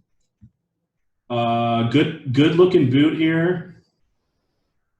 Good looking product, but it doesn't have enough sizes for men. Okay, you need to go up to like a 12 to be successful in the US. You need to have like 11s and 12s. Otherwise, not a bad product. I wouldn't sell AirPods. No, I'm not going to be, I don't think I'm going to be doing any giveaways. I'm like way too busy right now with the warehouse to take on any new clients. I've already got 3 one-on-one clients, and I'm leaving for Puerto Rico in 2 weeks. I can't add anything else to my plate at this time. For joggers, we did pictures, we targeted street fashion, and I want to say joggers is an interest. We might have done sweatpants or something. We did street fashion. I think that was the one that killed it. I do all 3. I hop around. Guys, there's no like best way to do this. It's everybody's looking for the shortcut, and I promise you, the shortcut is to spend 8 hours doing it. It doesn't seem like a shortcut, but you're going to be way more successful in less amount of time as far as like the big picture goes. Like, so if you're spending 5, 6, 7, 8 hours a day doing product research, over the course of a month, you're going to see so much more success than somebody that's been looking for shortcuts and just selling the trendy stuff. You are the one that's shortcutting the process by putting in the hard work.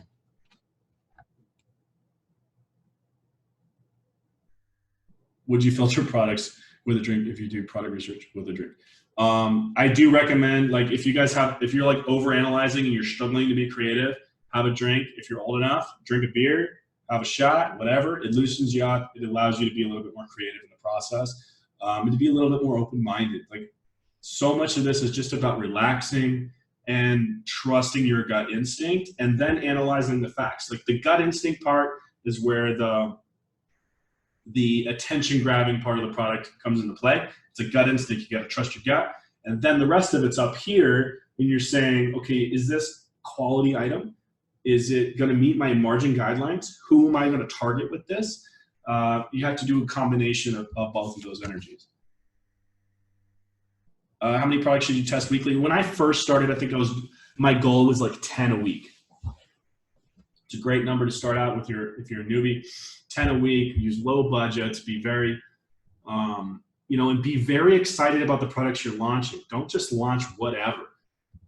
Make sure you're very excited. Video ads for the silverware, no. I did 1 picture, 1 creative for 9 months. The same picture. I did $4 million off of 1 picture. It wasn't even my picture. It was just an AliExpress picture. Advertising webinar in the future. Yeah, I probably will do one. I'll probably do one on like testing, on targeting and testing and like the beginning stages of advertising to just get people off the ground. Something that's like synergistic with this process. So you go from the product research webinar, and then we would take products that we found during a webinar and actually go through the testing process and the advertising process.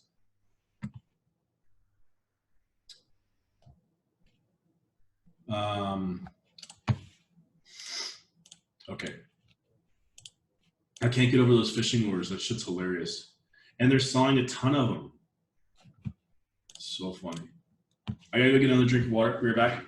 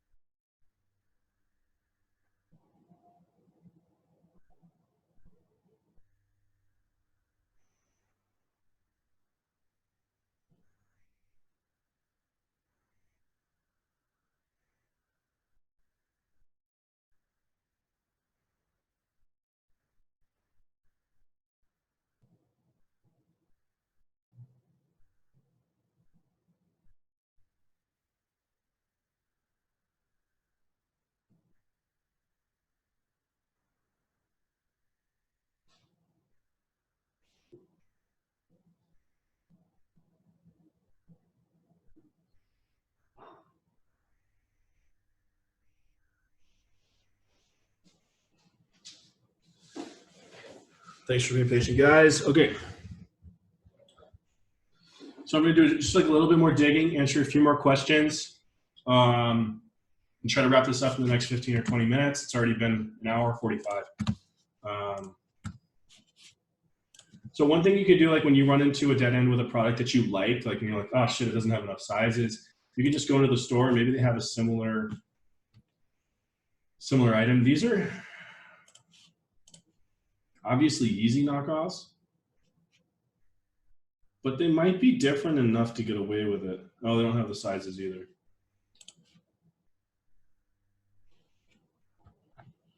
With clothing, you want to be careful. I have received letters from attorneys in the past saying we're violating trademarks and stuff. Never amounted to anything, but you need to be careful that you're not violating any trademarks. So like you need to know your shit. Accidents do happen. I've gotten, I think 3 letters in 3 years, and every time it's been a complete freaking accident. I was like, I had no idea this company even existed. So stuff's going to happen. But a lot of the best winners are things that sort of resemble like a well-known brand, but aren't in direct violation of any trademark or copyright issues. So it like kind of fits into this gray area where they think that I don't know, it encourages more buyer trust because it looks like a legit, it doesn't look like you're ripping off a brand, but it looks like it is a brand. You know what I mean? Let's see. And also you got to be careful. We were selling these shoes at one point, and I actually lost a payment processor because they saw them in the store and they're like, you're obviously not licensed to sell Adidas. And I was like, what are you talking about? I'm not selling Adidas. And they're like, your shoe has 3 stripes on it. I was like, those aren't even stripes. Those are that's like stitching. Anyways, but we ended up losing that payment processor because they thought we were selling trademark stuff. And I didn't even think about it, to be honest. I didn't even consider that this could look like Adidas. But so you need to be careful with what you're putting out there. China doesn't honor the trademarks of the rest of the world. So they can literally do whatever they want on here and not get in any trouble. But you have to be very careful or you will get in trouble.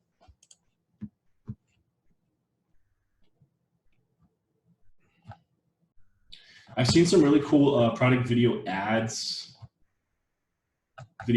for necklaces lately. I don't know.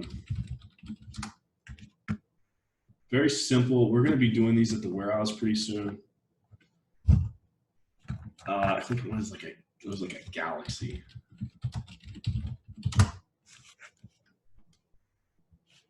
None of those.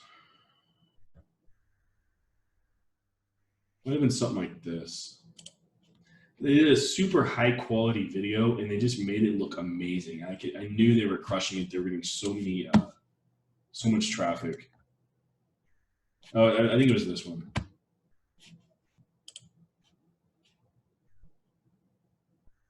Come on, video.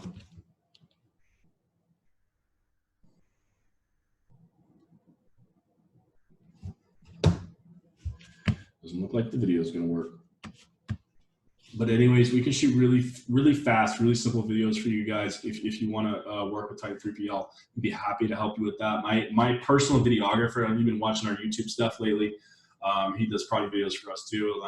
And he's going to be working out of our Type 3PL office starting in a couple of weeks. And he's going to be shooting videos there, guys, full time. That's going to be his job. And so we're going to be offering that service to our clients as well. It's going to separate you guys from every other dropshipper in the industry. You're going to have custom creatives. It's going to be high quality. We can take a very simple product like this and turn it into something that looks absolutely amazing. It's going to increase your success rate with finding winning products. Mastermind, drink of water. Yeah, I'll admit, it might have been tequila. It honestly makes my throat feel better. Swear to God, I've been fighting this throat thing for a few days and dreading, really hoping it was going to go away for this webinar. Too early to sell Christmas stuff. I think Costco is selling Christmas stuff, so no. Black Friday. So it's a little bit of a myth here that like Black Friday is like this big day for e-com, and it is, but it's a big day for e-com brands, okay, and big retailers. People are looking to save big bucks at big retailers, not necessarily on Facebook ad type products. We generally see our lowest margins in the fourth quarter. You can get high revenue numbers in the fourth quarter because a lot of people are shopping, but so many people are advertising during this time of year that your ads, like your CPMs, are going to be 20 to 30% higher than they are any other time of the year, because you've got all the big multi-million, like hundreds of $1 million brands, billion-dollar brands spending money on ads right now going into Christmas. It's going to drive your ad spend up, and you're a little tiny fish compared to these guys. So we generally see a shrinking of the margins this time of year, and kind of like a fight for revenue. And then in the springtime is when we crush margins. We usually pull 30, 40% in the springtime because a lot of the big retailers are pulling back on their advertising spend. And so we kind of operate with the ebb and flow there.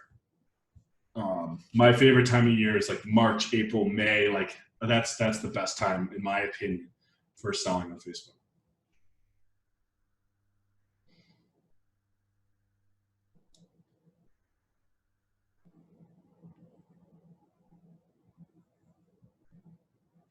Google search similar products to other Shopify stores. Yeah. See if we can find somebody selling this necklace. Boom. So boom, here we go. Oh, they're running a turbo theme. A little sloppy though. No, you can't see my notifications. So I use this intelligence app sometimes to see. The most important data that I'm looking at with the spy tools is how active the store is. Nothing else is ever accurate, but the last time they uploaded a product is generally pretty accurate. And if they're uploading products regularly and recently, then this is a product, then it's likely a store you want to watch, because this store, the store owner is doing product research and they're launching products, which you can basically piggyback on their product research. If they're uploading regularly, then we add it to a list of stores that we spy on, and we piggyback on their research. If they're going to start uploading stuff that they've spent hours looking for, then we can kind of shortcut that process a little bit and see if they're uploading stuff that we like. We'll check on them once a week and say like, oh, look, they got this new bag that we like, and let's go ahead and test that. It's a good use of your time because it's very quick. You identify an active store, and then like you check on them once a week. They might be spending 50 hours a week doing product research. It only takes you 2 minutes to steal 50 hours worth of product research. So, it's definitely worth it. This app is okay. I'm not like endorsing it. I don't work with them in any way, but it is a quick way to look and see if the store is active. This data, so this is an old store, 449 days ago. These are all old winning products that were around obviously a year and a half ago. Looks like they're kind of like barely hanging on. Haven't uploaded anything in a month, so. The daily sales estimates are never accurate. I think when I was doing like over $1 million a month in like this store a couple months ago, it was saying like $1,500 or something on my store. I was like, what? Like, it's not accurate. So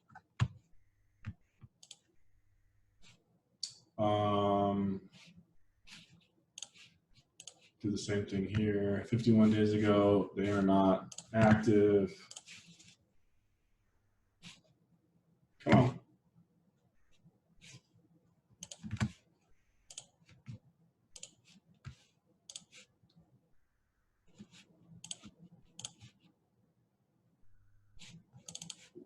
Really sloppy logo.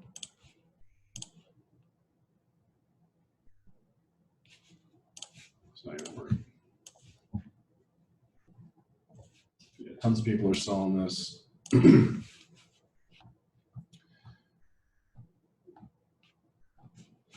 you price the products as regular price? Everything I put in my store is on sale. Again, nobody's looking around and wondering why everything's on sale. 90% of your customers click on the ad, they land on the product page, they add to cart, they check out. Like that's their flow. Almost, I guarantee less than 10% are actually like going to your homepage and looking at your collections and then checking out. Almost nobody does that. It is literally, these are buyers that are making a spontaneous, irrational decision. They're not making an educated decision when they're buying stuff off of Facebook. It's not, the smart people generally don't buy stuff off Facebook. Okay, so these are people that aren't super bright that we're selling to. Would you bring back old winners from 1 to 3 years ago? Yeah. We always recycle our winners. We try to bring them back around the same time that they were killing it the year before. And we have a very high success rate doing so. Absolutely. Especially if it's a winner that you have run in the past and you still have those old audiences, you're gonna have a really, really good chance of crushing it again. If you're trying to bring back winners that somebody else crushed with last year, your success rate's going to be a little bit lower, but it's still worth trying. Like a lot of people are probably transitioning into selling those like heated gloves that killed it last year. I don't even think we're going to try to mess with it because I know so many people are going to be on it. We're looking for other like kind of original ideas, but definitely bringing back old winners is totally a thing. It's something that we do all the time.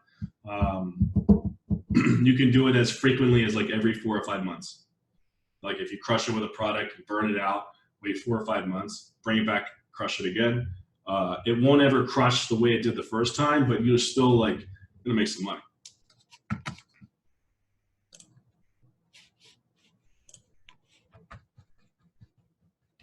All right.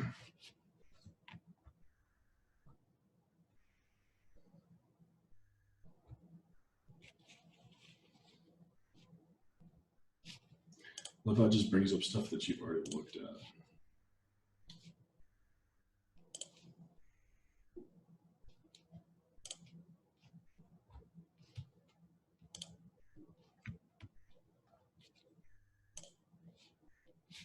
That's the original picture right there.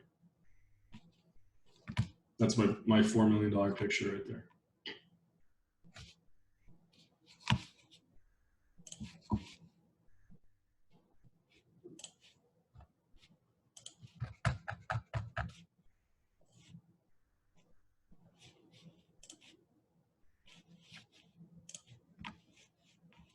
Yeah, I mean, you can go into best-selling stores and then go look at like their new arrivals and see if they've got new stuff that's similar to their old stuff and so on and so forth. A lot of jewelry stuff is so cheap it's hard to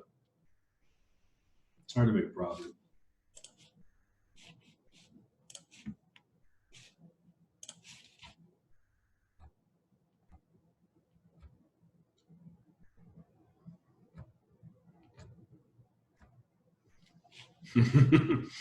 Didn't I talk about the copper bracelet in the last webinar? Somebody crushed it. Copyrighted for your ads? No. I do all of my own copy for the products that I find. I write my own copy, and for the products that my project manager finds, he writes his own copy. We're the only ones launching products. I'm very active in that process because it's the biggest determiner of your success. You should be, if you're the owner of your business, you should be spending time on the thing that makes you the most money. And for us as drop shippers, the thing that makes us the most money is product research.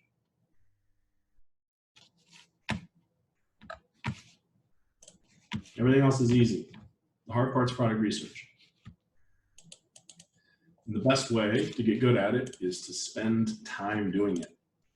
There's no shortcuts here.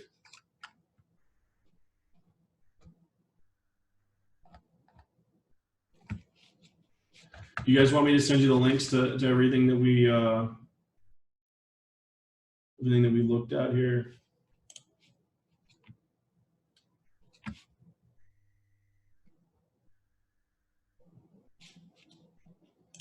Those are kind of cool boots. They don't have the sizes.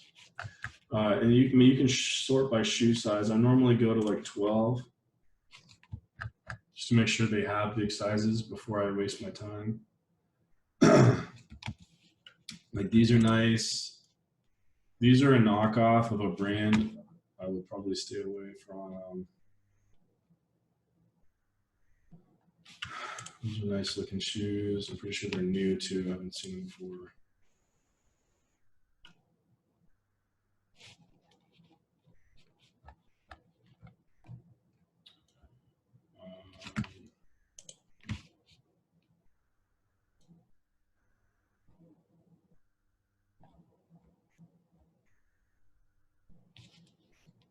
$85 for plaid slip-ons.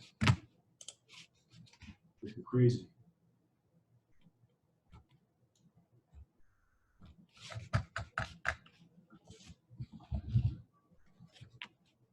And you can just type keywords in here and see what other people are searching for. Give you ideas. I mean, like,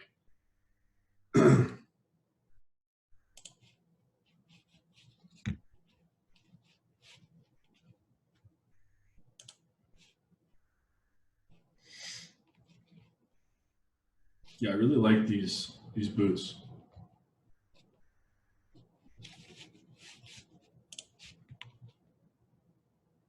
It's a nice picture.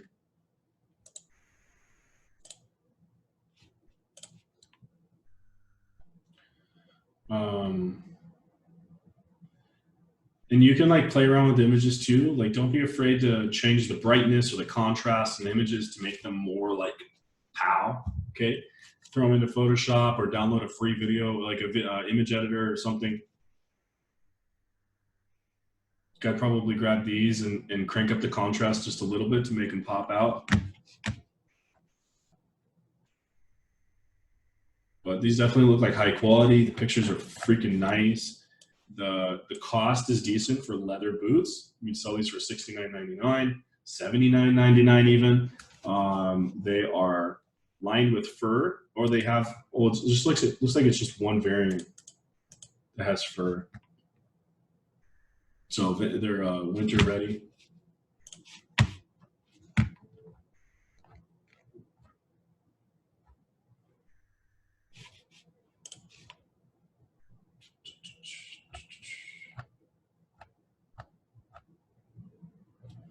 Nothing else is really standing out.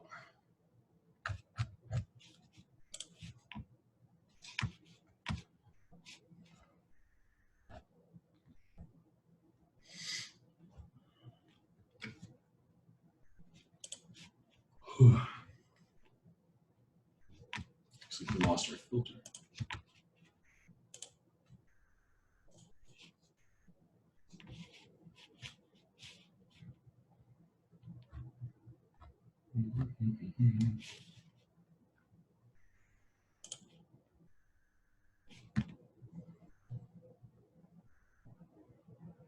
It's a nice picture.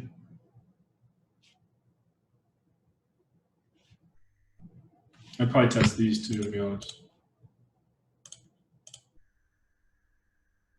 Hell yeah. 3 variants, all the sizes, good quality picture, meets all the criteria. So,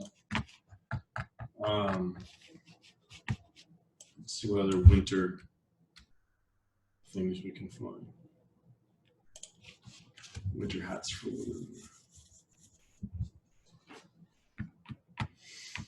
I know these things are always popular, the hole in the back so they can pull their bun through.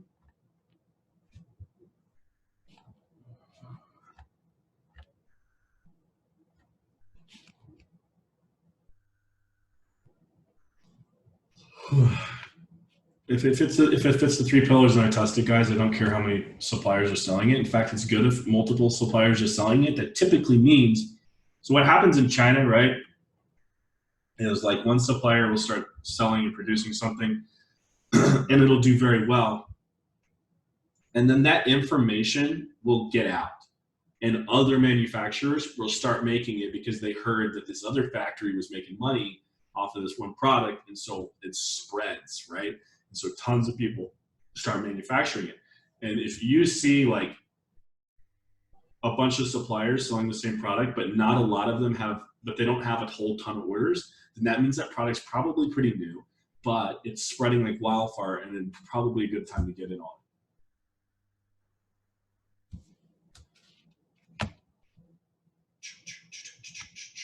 Viewers in the webinar, I think we had like almost 40.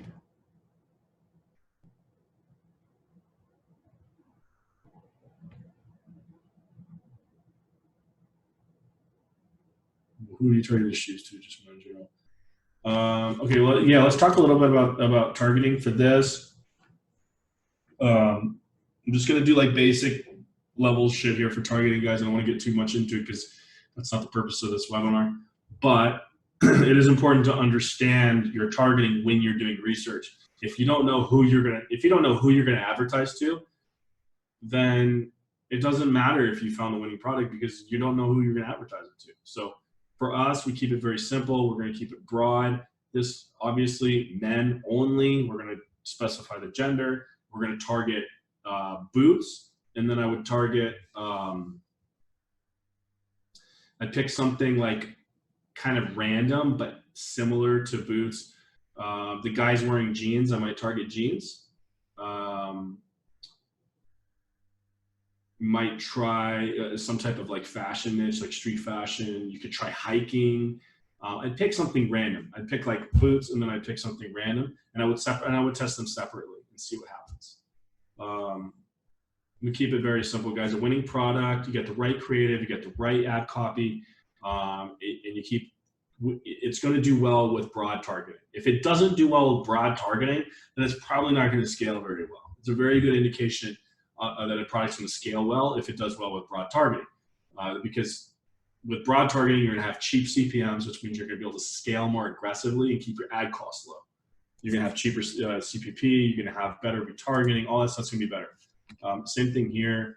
I'd probably go more into like a trendier fashion niche with these. These are kind of trendy. But I would just target boots and some type of like fashion. For these, I think you can target dress shoes, and then I would target like some type of dressy or clothing for men. I would do like a suit or a blazer, something that's like similar, right? Like if they're wearing these nice shoes, they're probably wearing a blazer or something, right? And so I would go like a step out of that like normal targeting zone, just to kind of expand the audience a little bit, but still stay pretty targeted. Like if somebody's interested in blazers, they probably like nice shoes too.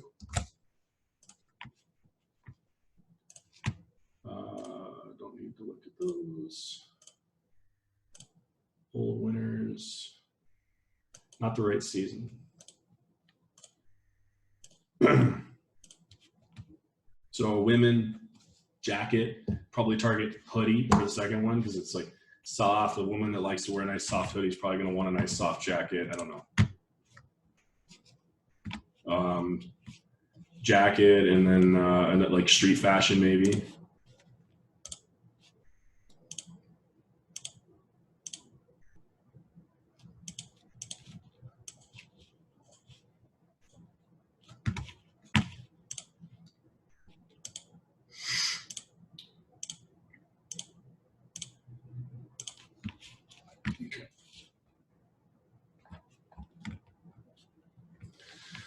If you're using Titan 3PL, yes, you can use Taobao.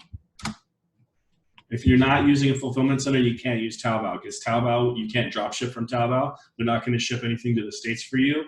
This is a sourcing website where you would have to have a fulfillment center like Titan 3PL. We have a warehouse in China with 30 employees. We would have to basically contact the supplier and bring it into our warehouse and then ship it to the States. But these products are more unique. Okay, you probably have a higher success rate with these types of products. And so it's definitely worth it. If you guys are using Titan 3PL, I highly recommend looking on Taobao, looking at those products. You're going to find stuff that's not on AliExpress. It's going to give you a unique advantage over the rest of the competition out there.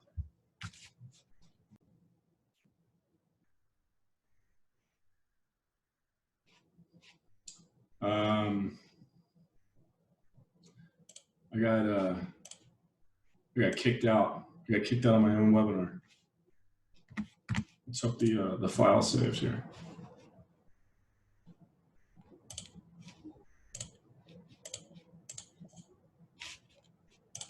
Anyways.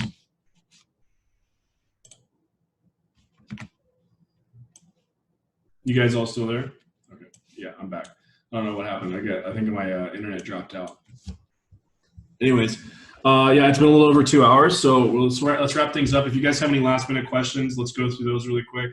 I think I was talking about Taobao here. Again, it's really just for people that are using Type 3PL. It's the same process. You can translate it to English. You can even search in English. You have to have a Taobao account. Anyways, I'm not going to log in right now. I think I might be able to browse though. Let's see. No, I can't. Okay. Anyways, I don't want to show you guys my password, so.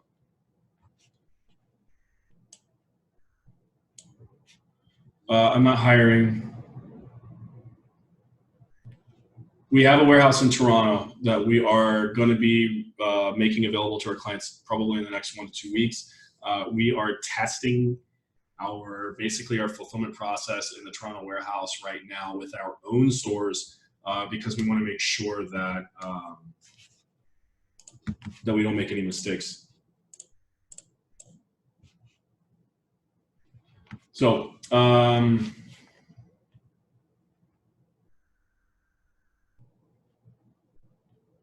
oh, you have a warehouse. If you can sign up for it, if you have state-set fulfillment.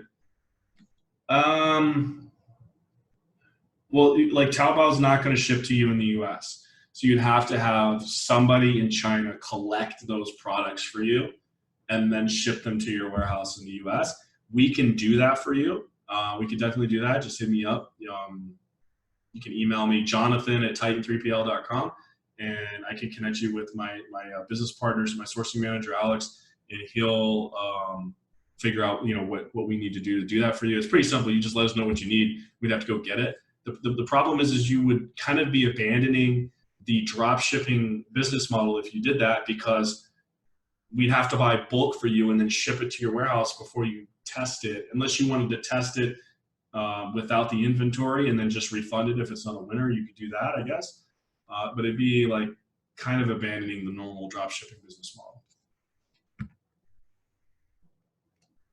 Lower import taxes, lower taxes in general, lower income tax, lower import tax. So like our clients are going to basically save 15% on inventory costs because the import tax is lower in Canada than it is in the US. Hopefully soon, Corey. Hell yeah. Hopefully you need a bunch more.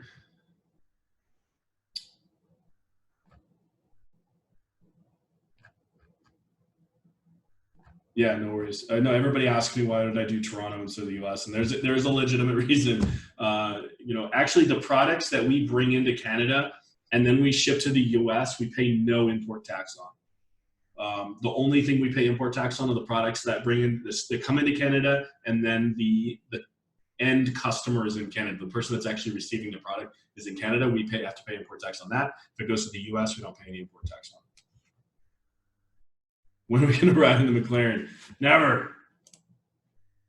I don't let anybody in. Cool. So I'm gonna copy all these links down for you guys.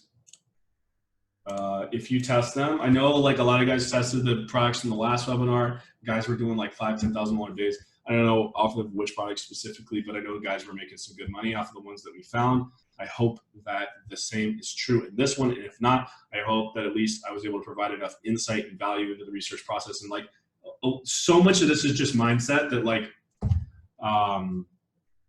people are always looking like for this like specific strategy, which category, which sorting function. Like it's so much of it is mindset that hopefully I'm able to convey what that mindset is. today, and the key factors that we're looking for.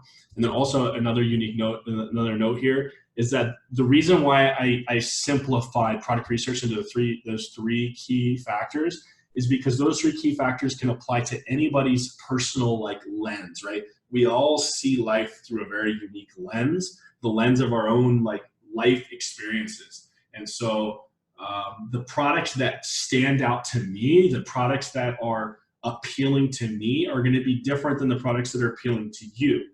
Okay, and so the products that are appealing to me are also going to appeal to very different people in the products that you pick out. You're going to pick out products that appeal to you, and those products are going to appeal to a different audience than the ones that I would pick out. And so we're really not even competing with each other because you're going to be picking different products than I would ever pick. But that being said, those three key factors apply to everybody's lens. Those three key factors apply to every winning product. And so that's why I'm giving you those, like, those are the three rules. And then you need to expand on that with your own like creative mind and your own creative instinct on like what type of person is going to buy this product, what kind of copy am I going to write. You need to apply your own creative instinct. And the more you're willing to like let that creative part of yourself out, the more successful you're going to be. And then just remembering those key factors along the way.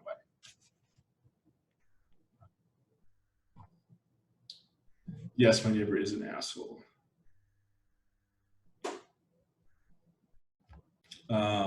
Cool. I'm glad you guys found some value in this. I appreciate the feedback. Those of you that were here live, those of you that did attend, you have any questions about the webinar after this, feel free to hit me up and I'll answer you when I have free time. I'll do my best to do so. And yeah. That's it for now, guys.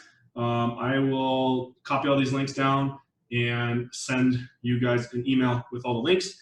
And also, you should have received, when you purchase this webinar, you should have received a login to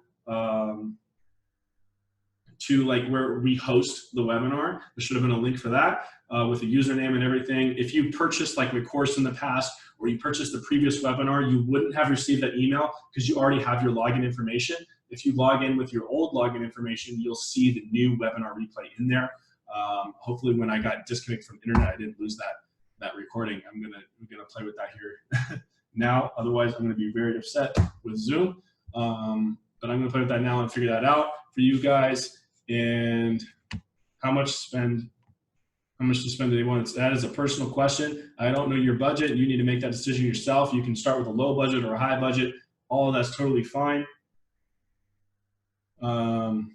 Cooking course. I don't know if I'm ever going to do one.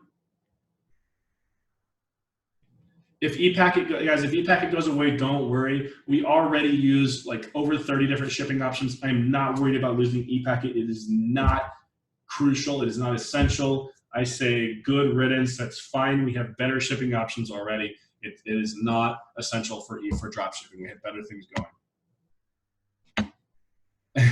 What is the best niche?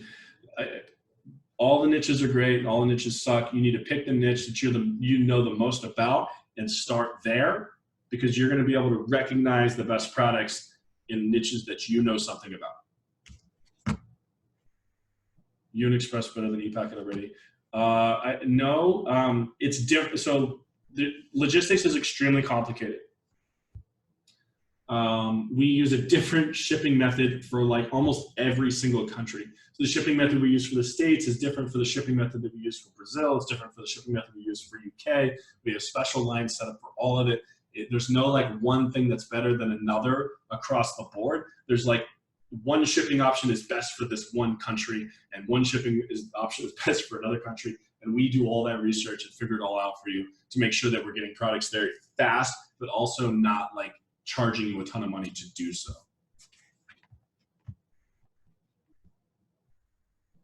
Yeah, I'll probably open a restaurant someday, maybe like in 10 years or something when I'm done with all this stuff.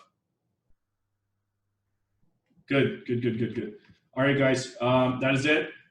I'll see you around. Again, hit me up if you have any questions, and expect that email with the product links.